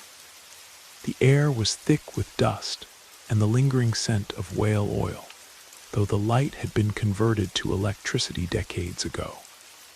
"The beacon must be lit," Captain Thorne said, his form beginning to flicker as the fog pressed closer to the lighthouse. But not with ordinary light. The artifacts must be arranged in a specific pattern, and the words of binding must be spoken. I climbed the stairs, my legs burning with the effort. Behind me, Elizabeth followed, carrying the compass and charts while I held the medallion and ship's log. The captain's spirit accompanied us, growing more solid with each step, as if the lighthouse itself was lending him strength. The beacon room was circular, with windows facing out to sea. Through the glass, I could see the fog covering the harbor like a living thing. Ship silhouettes moved within it, not the clean lines of modern vessels, but the twisted forms of craft that had been touched by otherworldly forces. Place the compass at the center, Captain Thorne instructed. The medallion to the north, the charts to the south. The ship's log completes the circle. I arranged the artifacts as directed, feeling them pulse with energy as they found their positions. The compass needle began to spin faster, creating a humming sound that resonated through the lighthouse's walls. The medallion grew almost too hot to touch, its inscribed symbols glowing with a golden light. Now, the captain said, read the final passage from the log. I opened the ship's log to its last entry, the one I'd seen in the archives. But now there were additional lines, written in the same hand, but in ink that seemed to glow with its own inner fire. The words were in a language I didn't recognize, yet somehow I understood their meaning. As I began to read, the lighthouse beacon flared to life, not with electric light, but with a pure white radiance that cut through the fog like a sword. The beams swept across the harbor, and wherever it touched, the phantom ships began to dissolve, their forms breaking apart like smoke. But the entities beyond the rift fought back. The fog thickened, pressing against the lighthouse windows with the force of a hurricane. I could hear them now, ancient voices speaking words that hurt to comprehend, promising power and knowledge in exchange for passage into our world. Keep reading, Elizabeth shouted over the growing storm. Don't let them break your concentration. I focused on the words, letting them flow through me like a river of light. The artifacts pulsed in rhythm with my voice, their combined power creating a barrier against the encroaching darkness. Captain Thorne's spirit stood beside me, his hand resting on my shoulder, lending his strength to mine. The lighthouse beam grew brighter, wider, until it encompassed the entire harbor. The fog began to retreat, pulling back toward the horizon like a tide in reverse. The phantom ships were caught in its wake, their tortured forms finally finding peace as they dissolved into memory. But the effort was taking its toll. I could feel my strength ebbing, the words becoming harder to pronounce. The entities beyond the rift sensed my weakness and pressed their attack, sending tendrils of darkness to wrap around the lighthouse beacon. You're stronger than they are, Captain Thorne said, his voice clear despite the chaos around us. You have something they don't, the will to protect others, not just yourself. I thought of the town below, of the people sleeping peacefully in their beds, unaware of the battle being fought for their souls. I thought of my grandmother, who'd spent her life preparing for this moment, and of Captain Thorne, who'd been trapped between worlds for over a century. With a final surge of determination, I spoke the last words of the binding spell. The lighthouse beam exploded outward, a nova of pure light that banished the fog and sealed the rift once and for all. The phantom ships vanished, their crews finally free to find peace in whatever realm awaited them. Captain Thorne turned to me, his form already beginning to fade. "Thank you," he said simply. The doorway is sealed and the town is safe. My crew and I can finally rest. Will I see you again? I asked, though I already knew the answer. He smiled, and for a moment, he looked like the young man who'd first set sail from this harbor so long ago. Perhaps in dreams, but your duty now is to the living. Guard the artifacts, keep the lighthouse beacon burning, and remember, the sea holds many secrets, but not all of them are meant to be found. With that, he vanished, leaving only the scent of salt air and the distant sound of waves. Elizabeth and I stood in the beacon room, exhausted but triumphant. The fog had lifted completely, revealing a clear night sky filled with stars. "Is it over?" I asked. Elizabeth nodded. "For now. The rift is sealed, but vigilance is still required. The lighthouse must be maintained, and the artifacts must be kept safe. Will you accept the responsibility?" I looked out at the harbor, where normal ships bobbed peacefully at their moorings. The town was safe, but I understood now that safety came with a price. I was the keeper of ancient secrets, the guardian of a doorway that must never be opened again. "I accept," I said. Over the following weeks, I took on the dual role of museum curator and lighthouse keeper. The town council was puzzled by my sudden interest in the old beacon, but they were happy to have someone maintain it. The official story was that I decided to honor my grandmother's memory by keeping the lighthouse operational. The artifacts were returned to the museum, but I kept them in a special collection, locked away from public view. The compass still spun occasionally, and the medallion grew warm during certain phases of the moon, but the rift remained sealed. I hired Elizabeth as the museum's official historian, and together we worked to document the town's true maritime history. Not the sanitized version told to tourists, but the real story of brave men and women who'd faced the unknown and paid the price for their courage. Sometimes on foggy nights, I would climb to the lighthouse beacon and watch the harbor. The light cut through the mist like a sword, keeping the darkness at bay. And sometimes, just sometimes, I would catch a glimpse of a figure in a captain's uniform, standing at the edge of the beam's reach, nodding his approval before fading back into memory. The sea was calm now, its secrets safely buried beneath the waves. But I knew that somewhere in the depths, ancient things still stirred, waiting for their chance to rise again. When that time came, I would be ready. The lighthouse would burn bright, the artifacts would stand guard, and the doorway would remain sealed. For I was the keeper now, the guardian of the threshold between worlds, and I would not fail in my duty. The fog rolled in one last time as I stood watching from the lighthouse, but it was natural fog this time, carrying only the scent of salt and seaweed. The harbor was quiet, the town was safe, and Captain Thorne's long vigil was finally over. I smiled and turned on the beacon, its light cutting through the darkness like a promise that some doors would remain forever closed, and some secrets would stay buried in the depths where they belonged. The sea whispered its ancient songs, but I was no longer afraid. I was home, and I was exactly where I needed to be.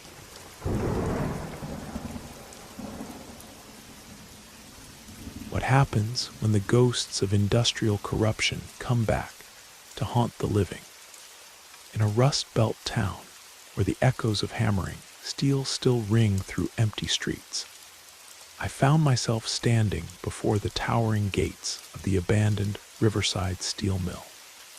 The massive iron doors hung open like a mouth frozen in a scream, releasing the musty scent of decay and forgotten dreams. Weeds pushed through cracks in the concrete, and broken windows stared down at me like hollow eyes. This place had been my father's world, his pride, and ultimately his grave. I was Jacob Wilson, a freelance journalist haunted by a family legacy, stained with unanswered questions and industrial secrets. As I stepped through the gates, the crunch of gravel beneath my boots echoed against the towering smokestacks that reached toward the gray sky like skeletal fingers. Each building seemed to hold its breath, waiting for the right moment to release the ghosts trapped within its rusted walls. I could feel the weight of history pressing down on me, reminding me of everything that had happened here.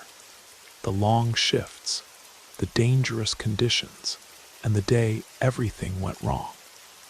It was late afternoon, and storm clouds gathered overhead, casting long shadows across the abandoned lot. The air was thick with the smell of rust and rain, and I could hear the distant rumble of thunder. A chill ran down my spine, though it wasn't just the approaching storm that sent shivers through me.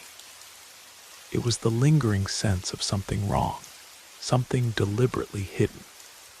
I had come back to investigate the truth behind the mill's sudden closure, to uncover the real story behind my father's death.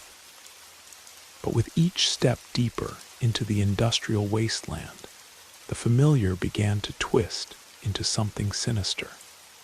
As I entered the main factory floor, I froze. A soft clanging sound echoed from the far end of the building, the unmistakable sound of metal against metal. My heart raced and my mouth went dry. The mill had been closed for over a decade, and the thought of someone else being here sent adrenaline coursing through my veins. "Hello," I called out, my voice echoing through the cavernous space. No answer came back. I moved cautiously across the factory floor, my footsteps hollow against the concrete. Rusted machinery loomed around me like sleeping giants, their massive forms casting eerie shadows in the dim light filtering through broken skylights. The air was thick with dust and the metallic taste of old iron. I reached a section where the overhead cranes still hung suspended, their cables swaying slightly in the draft that whistled through the building. My mind raced with possibilities. Had someone broken in? Was it just the wind moving loose metal? I turned to leave the factory floor when I noticed something glinting in the debris near an old workstation. A small, tarnished brass token half buried in the dust. My breath caught in my throat as I picked it up and recognized the faded numbers. It was my father's employee badge, the one he had carried for 23 years. The discovery sent a wave of emotion washing over me. This badge had been a symbol of his dedication, his identity as a steelworker, something he wore with pride until the day he died. I couldn't shake the feeling that finding it now was more than coincidence. But what was it trying to tell me? Suddenly, a cold wind swept through the factory, causing loose sheets of metal to rattle and clang. The shadows seemed to deepen, and the clanging grew louder, more insistent. My skin prickled with the sensation of being watched, and I spun around, scanning the maze of machinery and support beams. But there was nothing. Only the industrial graveyard stretching endlessly around me. "Get it together, Jacob," I muttered to myself. "You're just being paranoid." But deep down, I knew something wasn't right. The past was clawing its way to the surface, and I could feel the threads of my father's story tightening around me like a noose. I pocketed the badge, the cool metal pressing against my ribs like a reminder of the bonds that tied me to this place. I needed answers. I had come back to uncover the truth, and the unease settling in my chest only strengthened my resolve. Whatever had happened here, I would find out. As I turned toward the exit, the wind died completely. The sudden silence was deafening, as if the entire mill was holding its breath, waiting for me to make the next move. The shadows seemed to reach toward me, promising revelations that might be more terrible than ignorance. But I was ready, or so I thought. Little did I know that the echoes of corporate betrayal would soon engulf me, unraveling the carefully constructed lies about my father's death, and plunging me into a conspiracy that had begun long before I was born. The interior of the mill's administrative building felt like stepping into a tomb. Dust motes danced in the weak sunlight that managed to penetrate the grime-covered windows, and the air carried the scent of mold and decay. As I climbed the metal stairs to the second floor, each step echoed through the empty corridors like a gunshot. The offices that had once buzzed with activity now stood silent, their doors hanging open like mouths frozen in shock. I made my way to what had been the foreman's office, the room where my father had spent his final days trying to organize the workers' safety complaints. The heavy wooden door was slightly ajar, and as I pushed it open, memories flooded back, images of him coming home exhausted, worried about conditions at the mill, angry about management's refusal to address the workers' concerns. The office was a mess. Papers were scattered across the floor, filing cabinets had been ransacked, and the desk drawers hung open like accusatory fingers. Someone had been here before me, searching for something.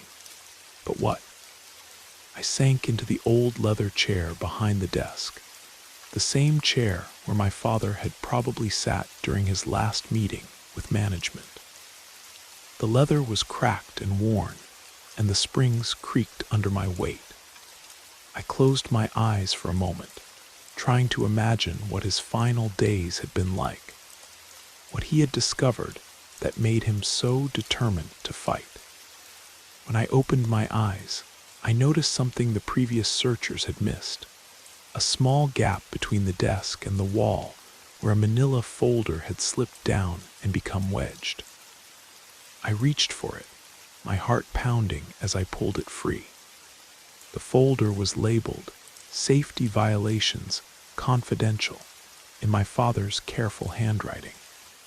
Inside were photographs, incident reports, and correspondence that painted a picture of systematic negligence and cover-ups.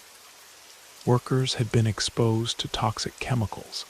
Safety equipment had been deliberately removed to save money, and at least 6 men had died in accidents that could have been prevented. My father had been building a case, gathering evidence to expose the truth.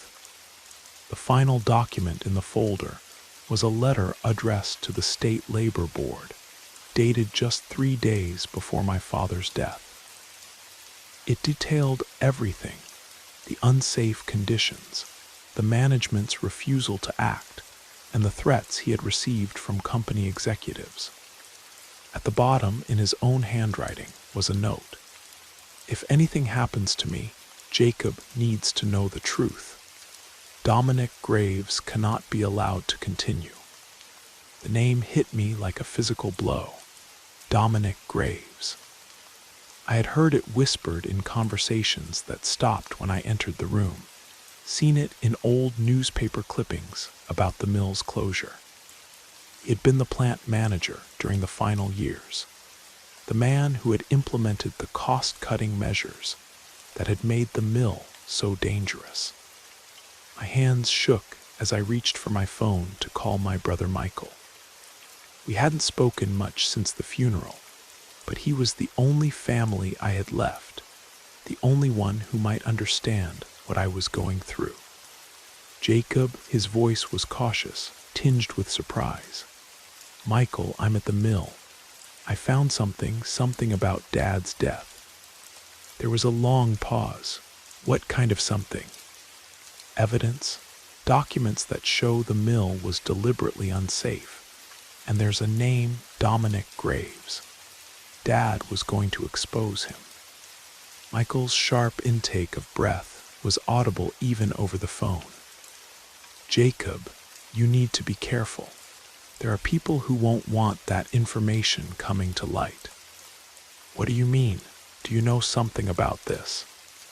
Meet me at the Rusted Anchor. It's the bar on 5th Street. We need to talk, but not over the phone. The line went dead, leaving me alone with the weight of discovery and the growing realization that my father's death might not have been the accident everyone claimed it was. I gathered the documents and stuffed them into my jacket, then made my way back through the abandoned building. Every shadow seemed to hide a threat. Every creak of settling metal sounded like footsteps. The mill that had once been my father's second home now felt like a trap, and I couldn't shake the feeling that I was being watched. The Rusted Anchor sat on the corner of 5th Street like a monument to better times. Its neon sign flickered sporadically, casting red and blue shadows on the cracked sidewalk. The building itself was a relic from the mill's heyday, when workers would gather here after their shifts to drink beer and complain about management. Now it served a different crowd, the unemployed, the forgotten, the ones left behind when the mill closed. I pushed through the heavy wooden door and was immediately hit by the smell of stale beer and cigarette smoke. The interior was dimly lit, with yellowed photographs of the mill's glory days hanging on wood-paneled walls. At the far end of the bar, I spotted Michael nursing a bottle of beer. His broad shoulders hunched over the counter like a man carrying the weight of the world. "Hey," I said, sliding onto the stool beside him. "Hey yourself," he replied, not looking up from his drink. "You look like you've seen a ghost." "Maybe I have." I signaled the bartender for a beer, then pulled out the folder. "Michael, look at this." He flipped through the documents, his face growing darker with each page. When he reached the final letter, he set it down and took a long pull from his beer. So he knew what they were doing. "You don't sound surprised." Michael finally looked at me, and I saw years of suppressed anger in his eyes. "I was a cop then, remember? I worked the scene when Dad died. There were things that didn't add up, but every time I tried to dig deeper, I got shut down. Orders from above. Case closed." "What kind of things?" "The accident report said he fell from the catwalk while inspecting equipment. But Dad was afraid of heights. He would never have gone up there alone. And the equipment he was supposedly inspecting hadn't been used in months. The pieces were starting to fall into place, forming a picture that made my stomach churn. You think he was murdered. I think he was getting too close to the truth, and someone decided to silence him." Just then, the bar's atmosphere shifted. The few patrons who had been scattered around the room seemed to melt away, leaving us alone with the bartender, who suddenly found pressing business in the back room. A chill ran down my spine as the front door opened, and a figure stepped inside. He was tall and lean, with silver hair and cold gray eyes that seemed to take in everything at once. His expensive suit looked out of place in the working-class bar, and when he moved, it was with the confident stride of someone accustomed to power. I didn't need an introduction to know who he was. "Dominic Graves," I said, my voice barely above a whisper. He smiled, but it was a predator's smile, all teeth and no warmth. "The Wilson boys. I was wondering when you'd finally piece things together." Michael's hand instinctively moved toward his jacket. where I knew he kept his service weapon even though he'd left the force. "What do you want?" "I want to offer you a choice," Graves said, settling onto a stool across from us as if he owned the place. "You can walk away from this investigation, forget about the past, and I'll make sure you're both well compensated for your discretion. Or you can continue down this path and discover that some truths are more dangerous than ignorance." "Is that a threat?" I asked, my voice steadier than I felt. "It's a fact. Your father thought he could play hero, expose the company's practices, ruin lives for the sake of his principles. Look where it got him." The admission hung in the air like smoke. He wasn't even trying to deny it anymore. "You killed him," Michael said, his voice deadly quiet. "I protected thousands of jobs. The mill was struggling, and cost-cutting measures were necessary. Your father couldn't see the bigger picture." "The bigger picture?" I slammed my hand on the bar, anger overriding fear. "You poisoned workers, ignored safety protocols, and murdered anyone who tried to stop you." Graves stood up, straightening his tie. "You have 24 hours to decide. Walk away or join your father." He moved toward the door, then paused. "Oh, and boys, don't bother going to the police. I have friends in very high places." The door swung shut behind him, leaving us alone in the sudden silence. Michael and I looked at each other, the weight of our situation settling over us like a shroud. "What do we do now?" I asked. "We finish what Dad started," Michael said, his jaw set with determination. "But we're going to need help."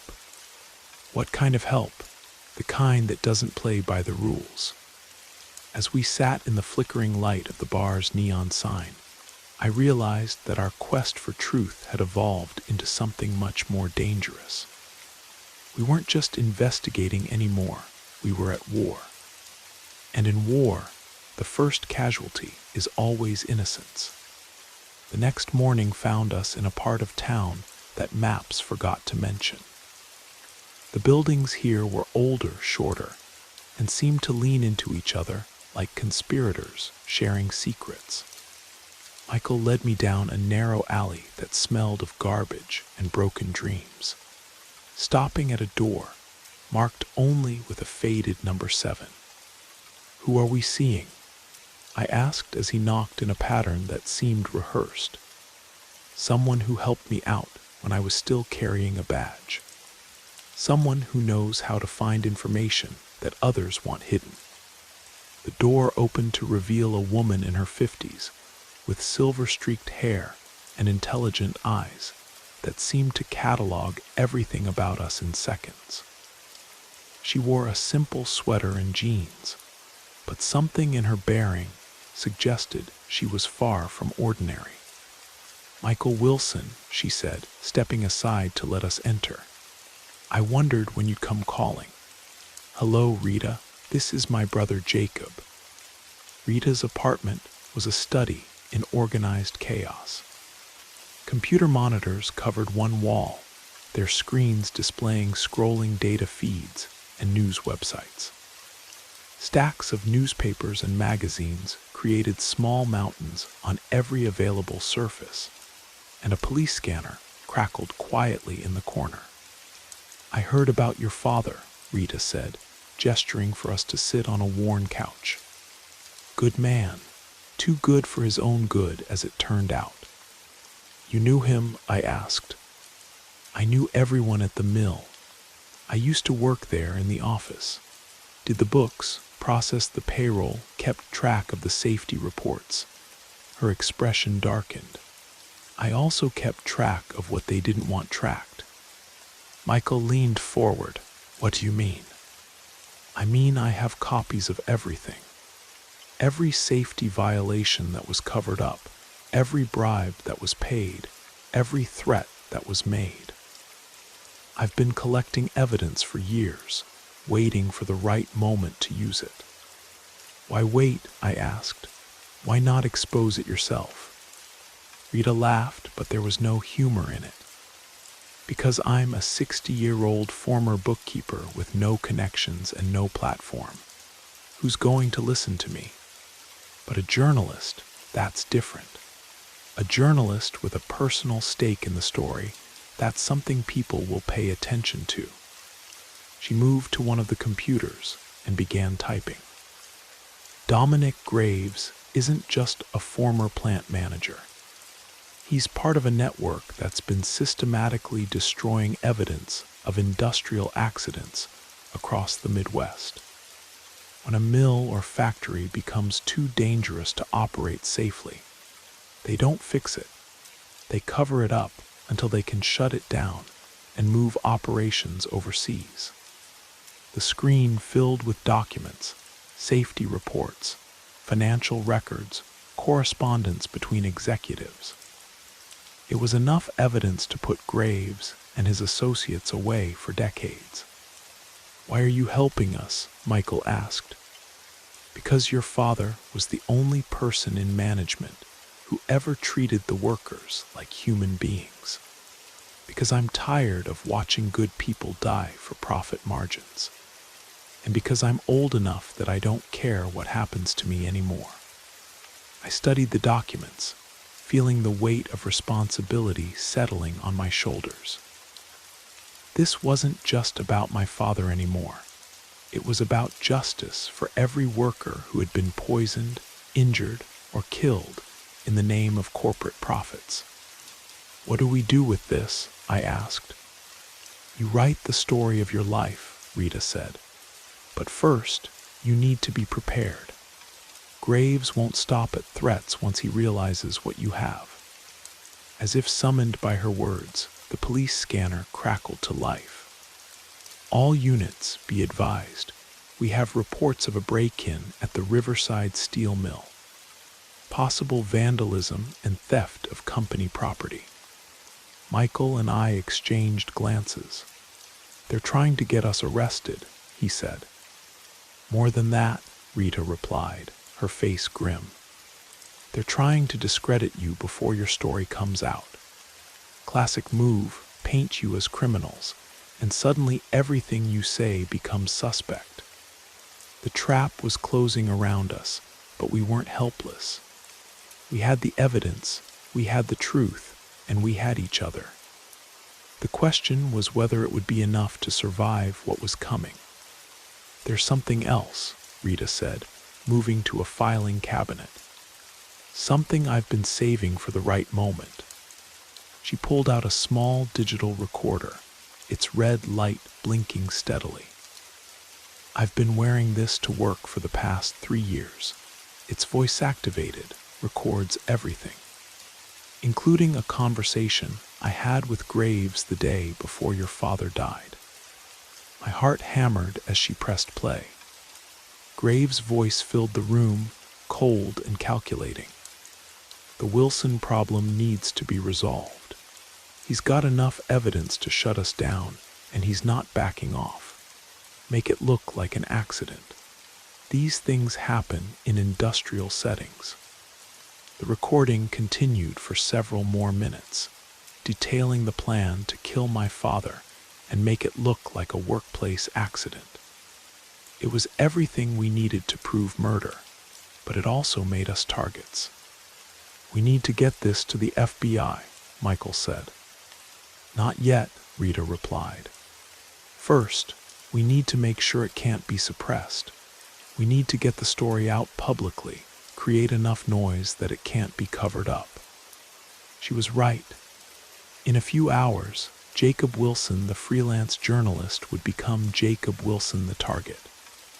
But first, I had a story to write, the most important story of my life. As evening approached, we made our way through the industrial district toward the old rail yards. Rita had suggested we meet our contact there, someone who could help us get the story to the right people without it being intercepted or suppressed. The rail yards were a maze of abandoned tracks and rusted rail cars, a monument to the industrial decline that had swept through the region.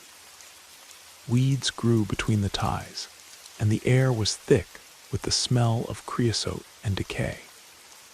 It was the perfect place for clandestine meetings and secret exchanges. "Are you sure about this?" I asked Michael as we picked our way through the debris. "As sure as I can be about anything anymore," he replied. Rita's contact is supposed to be a former federal agent who specialized in corporate corruption cases. If anyone can help us, it's him. We found the designated meeting spot, an old passenger car that had been converted into a makeshift office. Light glowed from its windows, and as we approached, a figure emerged from the shadows. He was a man in his early 60s, with gray hair and watchful eyes. He wore a simple jacket and jeans, but there was something about his bearing that suggested military or law enforcement training. "You're the Wilson brothers," he said. "It wasn't a question, and you are." Someone who's been watching Dominic Graves for a very long time. Someone who's been waiting for the right evidence to bring him down. He gestured for us to enter the rail car. The interior had been fitted with basic furniture and communication equipment. Maps and photographs covered one wall, connected by red string like a conspiracy theorist's dream. "My name is Thomas Kane," he said once we were settled. "I used to work for the Environmental Protection Agency, investigating industrial accidents and cover-ups. Graves and his associates have been on my radar for years, but they're careful. They know how to destroy evidence, intimidate witnesses, and corrupt officials." "But not anymore," I said, pulling out the recorder. Kane's eyes widened as he listened to the confession. "This is it. This is what we've been waiting for. But you need to understand, once this goes public, there's no going back. Graves has resources, connections, and a lot to lose. He'll do anything to stop you." "He already killed our father," Michael said. "What else can he do? He can kill you too." The words hung in the air like a death sentence. But I had come too far to turn back now. "What do you suggest?" I asked. "We go public simultaneously through multiple channels. I have contacts at the FBI, the Justice Department, and several major news outlets. We release everything at once, the documents, the recording, your story. Create such a media storm that they can't suppress it. And if they try to stop us before we can release it," Kane smiled grimly, "then we make sure they can't find us." The plan was simple in concept, but complex in execution. We would spend the next 24 hours preparing multiple copies of all evidence, distributing them to different locations, and writing the story that would expose the truth. Kane would coordinate with his contacts to ensure simultaneous release across multiple platforms. But as we worked through the night, I couldn't shake the feeling that we were being watched. Every shadow seemed to hide a threat. Every noise suggested pursuit. The industrial landscape around us was perfect for ambushes, and I found myself jumping at every sound. "They're out there," Michael said quietly as we took a break from document preparation. "I know," I replied, "but we're almost done." The story was coming together beautifully. I had woven together the evidence, the personal narrative, and the broader implications of corporate corruption into a piece that would not only expose Graves, but also shed light on similar practices across the country. It was the story I had always wanted to write, the one that would make a difference. As dawn approached, Kane made the calls to his contacts. Within hours, the story would be released simultaneously by 3 major news organizations, while the FBI would receive copies of all evidence. There would be no way to suppress it, no way to cover it up. "It's done," Kane said, hanging up the phone. "The story goes live in 2 hours." I felt a mixture of relief and terror. We had succeeded in our mission, but success might come at a terrible price. "What now?" Michael asked. "Now we disappear until the dust settles," Kane replied. "I have a safe house about 50 miles from here. We can lay low until the arrests start." But as we prepared to leave the railcar, the sound of vehicles approaching made us freeze.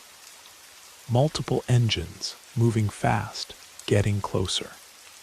"They found us," Kane said, his face grim. "Get ready to run." The next few minutes were a blur of motion and fear.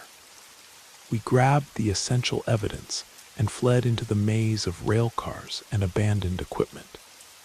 Behind us, I could hear shouts and the sound of pursuit. "This way," Kane called, leading us through a gap between 2 freight cars. We ran through the rail yards like hunted animals, using the industrial debris as cover. The sound of pursuit grew closer, and I could hear dogs barking in the distance. "The story," I gasped, as we paused behind a rusted locomotive. "Is it still going to be released?" "It's already in motion," Kane replied. "Even if they catch us, the truth will come out." That was all I needed to hear. Whatever happened next, we had accomplished our mission. The truth about my father's death, about Graves' crimes, about the systematic corruption that had destroyed so many lives, it would all be exposed. As we continued our flight through the industrial wasteland, I thought about my father and what he would have said about our actions. He had always believed in doing the right thing, regardless of the cost. He had died for that belief, but his death had not been in vain. The sun was rising as we finally reached the edge of the rail yards. Behind us, the sound of pursuit had faded, but we knew it was only temporary. Graves and his associates would not give up easily. There, Kane pointed to a small diner across the street. "We can call for backup from there." As we crossed the street, I felt the weight of everything we had been through settling on my shoulders. We had solved the mystery of my father's death, exposed a network of corruption, and brought criminals to justice. But the cost had been high, and the danger was far from over. The diner was nearly empty, just a few early morning customers and a tired-looking waitress. Kane made his calls while Michael and I sat in a corner booth, watching the street for signs of pursuit. "The story's live," Kane said, returning to the table. "All 3 networks are running it as their lead story. The FBI has issued arrest warrants for Graves and 6 associates. It's over."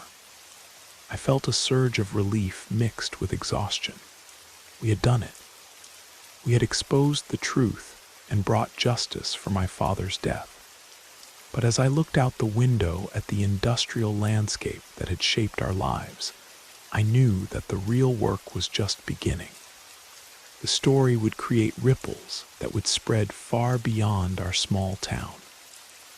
Other victims would come forward, other crimes would be exposed, and perhaps other sons and daughters would finally learn the truth about their parents' deaths.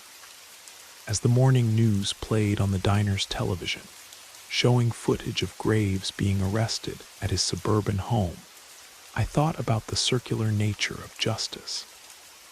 My father had died trying to expose the truth, but his death had ultimately led to the very exposure he had sought. The echoes of his sacrifice would ring through courtrooms and newsrooms for years to come, ensuring that his death had meaning, and that the workers he had tried to protect would finally receive justice. In the end, that's all any of us can hope for, that our struggles have meaning. that our sacrifices serve a purpose, and that the truth, however painful, will ultimately prevail. The mill stands empty now, its smokestacks silent against the sky. But the story of what happened there will live on, a reminder that some battles are worth fighting, regardless of the cost. And somewhere, in whatever comes after, I like to think my father knows that his fight was not in vain.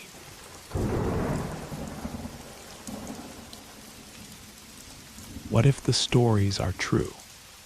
The question hung in the humid evening air like smoke from an old campfire. I stood at the edge of the abandoned mining town, watching the sun sink behind the rolling hills of West Virginia. Long shadows stretched across the empty main street, reaching toward me like fingers of the past. The silence was thick, broken only by the distant sound of wind whistling through broken windows. Michael Thorne was not a man who believed in ghost stories. As an investigative journalist for the Charleston Herald, I had built my career on facts, evidence, and hard truths. But here in Hartwell, standing among the ruins of what had once been a thriving community, I felt something I had never experienced before.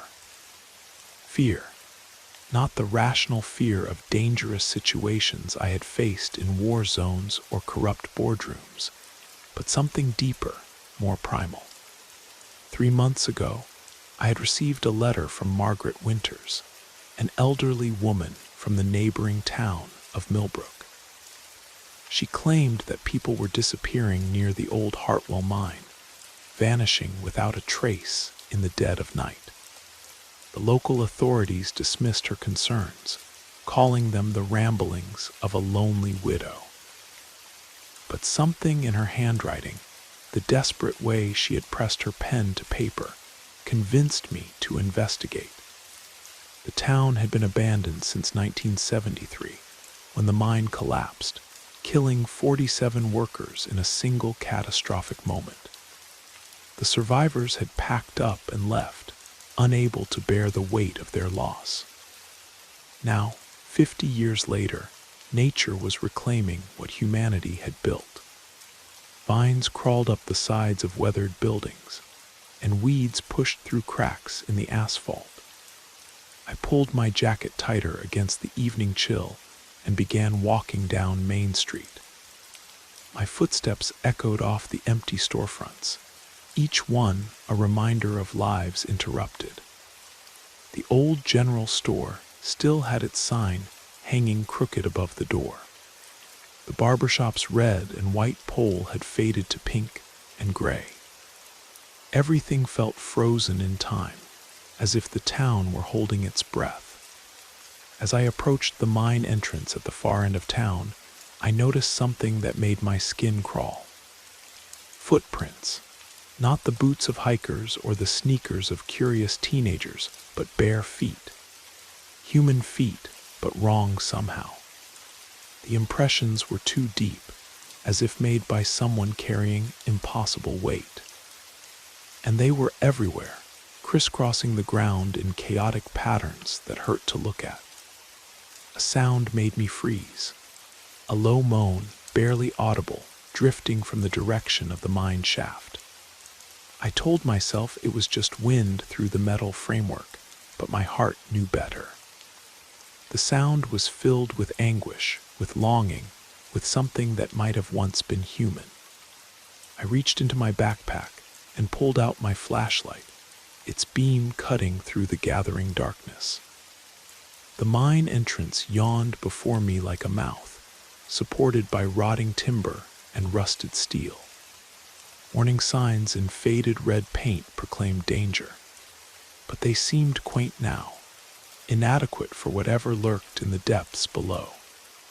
The moaning came again, closer this time. I stepped backward, my rational mind screaming at me to leave, to drive back to Charleston and forget this place existed. But my journalist's instincts were stronger. People were missing. Margaret Winters deserved answers. and somewhere in the darkness ahead, those answers were waiting. I took a deep breath of the mountain air, tasting coal dust and decay, and stepped toward the mine entrance. The beam of my flashlight wavered as my hands began to shake. Behind me, the abandoned town seemed to watch, its empty windows like hollow eyes. I had come here seeking a story, but I was beginning to understand that some stories find you instead. The darkness of the mine swallowed my light, and I descended into the earth, unaware that I was walking into a nightmare that would test everything I thought I knew about the world. The mine shaft stretched before me like a throat, its walls glistening with moisture that reflected my flashlight beam in unsettling ways. The air grew colder with each step, carrying scents of rust, old wood, and something else, something organic and wrong. My footsteps echoed strangely, as if the sound were being absorbed by the walls themselves. I had explored abandoned places before, but this felt different. The mine seemed alive, breathing around me with each gust of wind from the surface.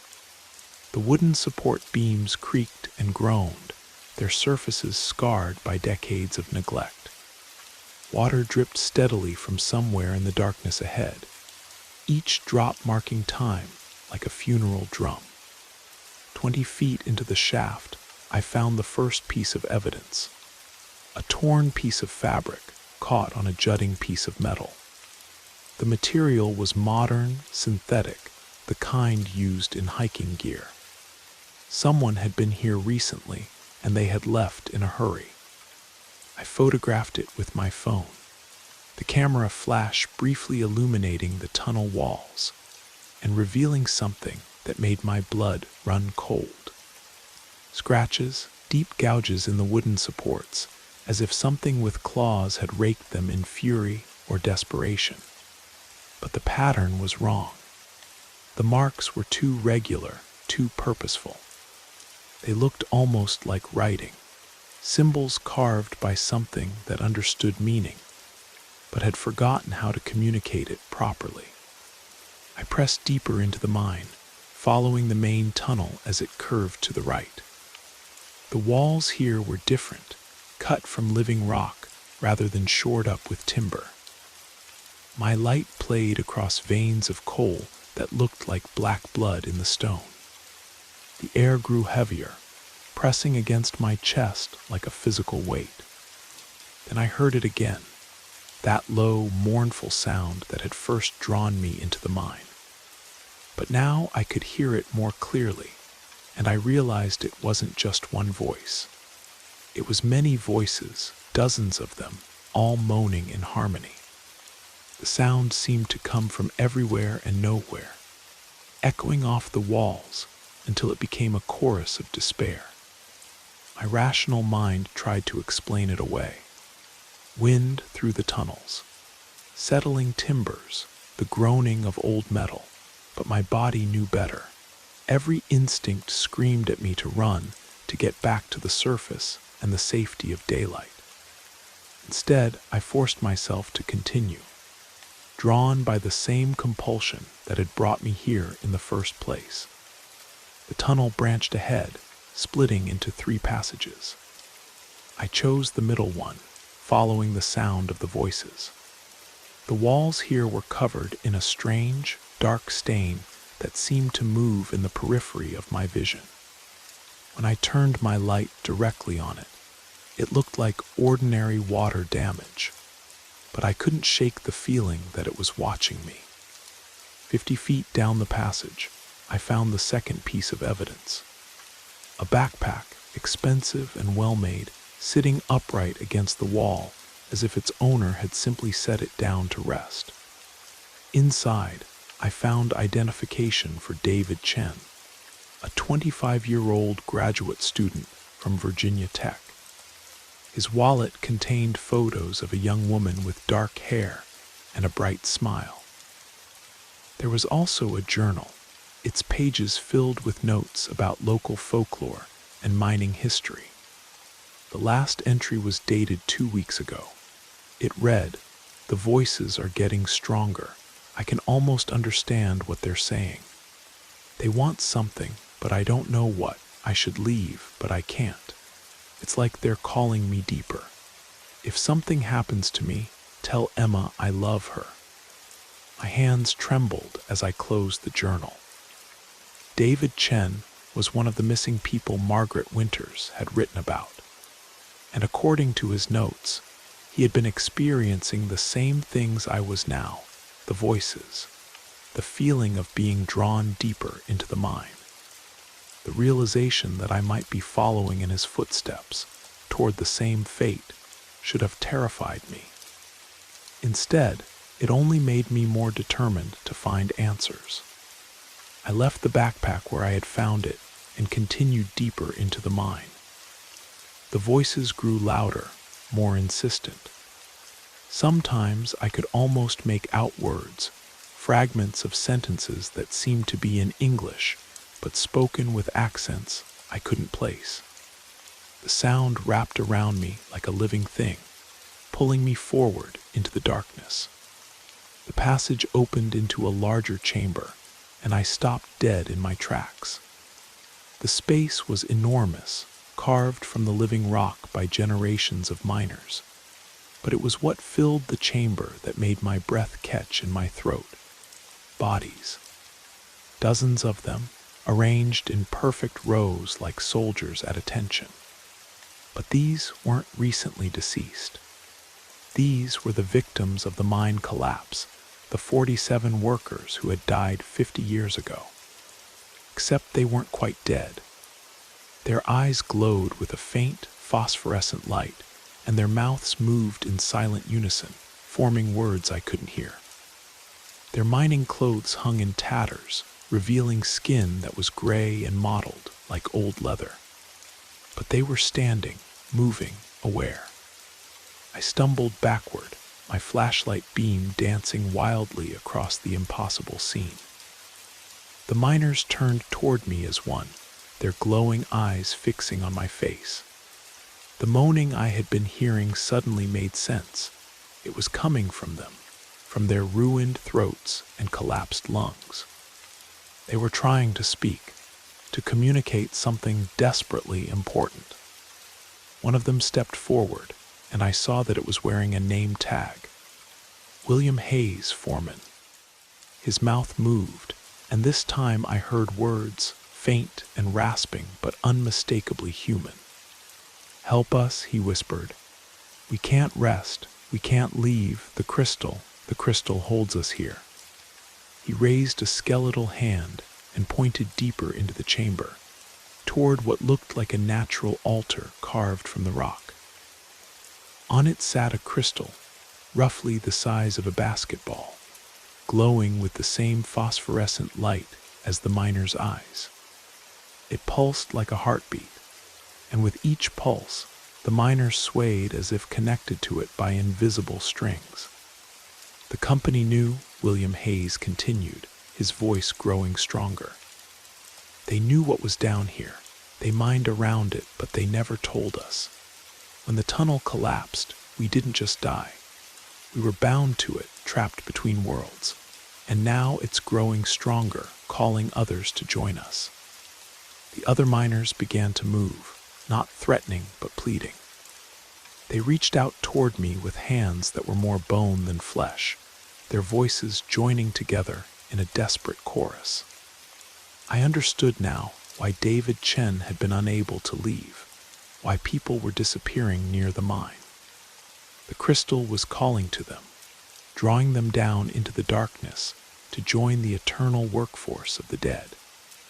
But I also understood something else. The miners weren't malevolent. They were victims, trapped by something they didn't understand, and they were asking for my help to break free. I stepped forward, ignoring every instinct that screamed at me to run. The crystal pulsed brighter as I approached, and I could feel its power like static electricity on my skin. The miners parted before me, their eyes filled with hope for the first time in 50 years. "What do I need to do?" I asked, my voice barely above a whisper. William Hayes smiled, and for a moment I could see the man he had once been. "Break it," he said. "Break the crystal and we can finally rest." I looked around the chamber, searching for something I could use as a weapon. My eyes fell on an old mining pick, its wooden handle worn smooth by decades of use. I hefted it, feeling its weight, and approached the altar. The crystal seemed to sense my intention. Its glow intensified, and I heard a sound like screaming wind. The temperature in the chamber plummeted, and my breath came out in visible puffs. The miners stepped back, their faces twisted with fear and hope in equal measure. I raised the pick above my head, aimed at the heart of the crystal, and brought it down with all my strength. The moment the steel touched the crystal, the world exploded into light and sound. The chamber filled with a blinding radiance, and I heard the voices of the miners raised not in despair, but in joy. The crystal cracked, then shattered, sending fragments of glowing stone in all directions. As the light faded, I saw the miners one last time. They were no longer gray and mottled, but restored to their appearance in life. William Hayes tipped his hard hat to me, his face peaceful at last. "Thank you," he said, and then they were gone, fading like smoke in the morning sun. I stood alone in the chamber, surrounded by the fragments of the crystal. The oppressive weight that had pressed against my chest since entering the mine was gone, replaced by a sense of peace I had never experienced before. The voices were silent, but it was a good silence, the silence of rest rather than despair. I made my way back through the tunnels, my flashlight beam steady now, no longer shaking with fear. The mine felt different, emptied of its malevolent presence. At the entrance, I paused to look back into the darkness one last time. Somewhere in there, David Chen and the other missing people were probably still trapped, but the crystal that had called them was destroyed. They would be free now, free to find their way back to the surface and the world of the living. As I emerged into the cool mountain air, I saw the first hints of dawn on the horizon. The abandoned town of Hartwell looked different in the growing light, not threatening or oppressive, but simply empty. A place where people had once lived and worked and loved, now returned to the earth. I walked back to my car, my mind already composing the story I would write. Not the sensational tale of ghosts and supernatural horror that some might expect, but a story of human tragedy and ultimately human redemption. The miners of Hartwell had been trapped by forces beyond their understanding, but they had found a way to break free. And in helping them, I had found something I hadn't even known I was looking for. As I drove away from Hartwell, I glanced in my rearview mirror one last time. The town was already fading into the distance, becoming just another dot on the map of forgotten places. But I would never forget what I had learned there, that sometimes the most important stories are the ones that find us, and that even in the darkest places, there is always hope for redemption. The crystal fragments I had collected would be studied by experts, their composition analyzed, and their properties documented. But I knew that the real story wasn't in their scientific makeup. It was in the 47 men who had worked in the darkness, died in the darkness, and finally found their way to the light. And somewhere in the mountains of West Virginia, the town of Hartwell slept peacefully at last, its ghosts finally at rest. Thank you for spending this time with Brad Arrows. We hope the stories whispered through the rain carried you far into your imagination or your dreams. If you're still awake, let us know how you liked the journey.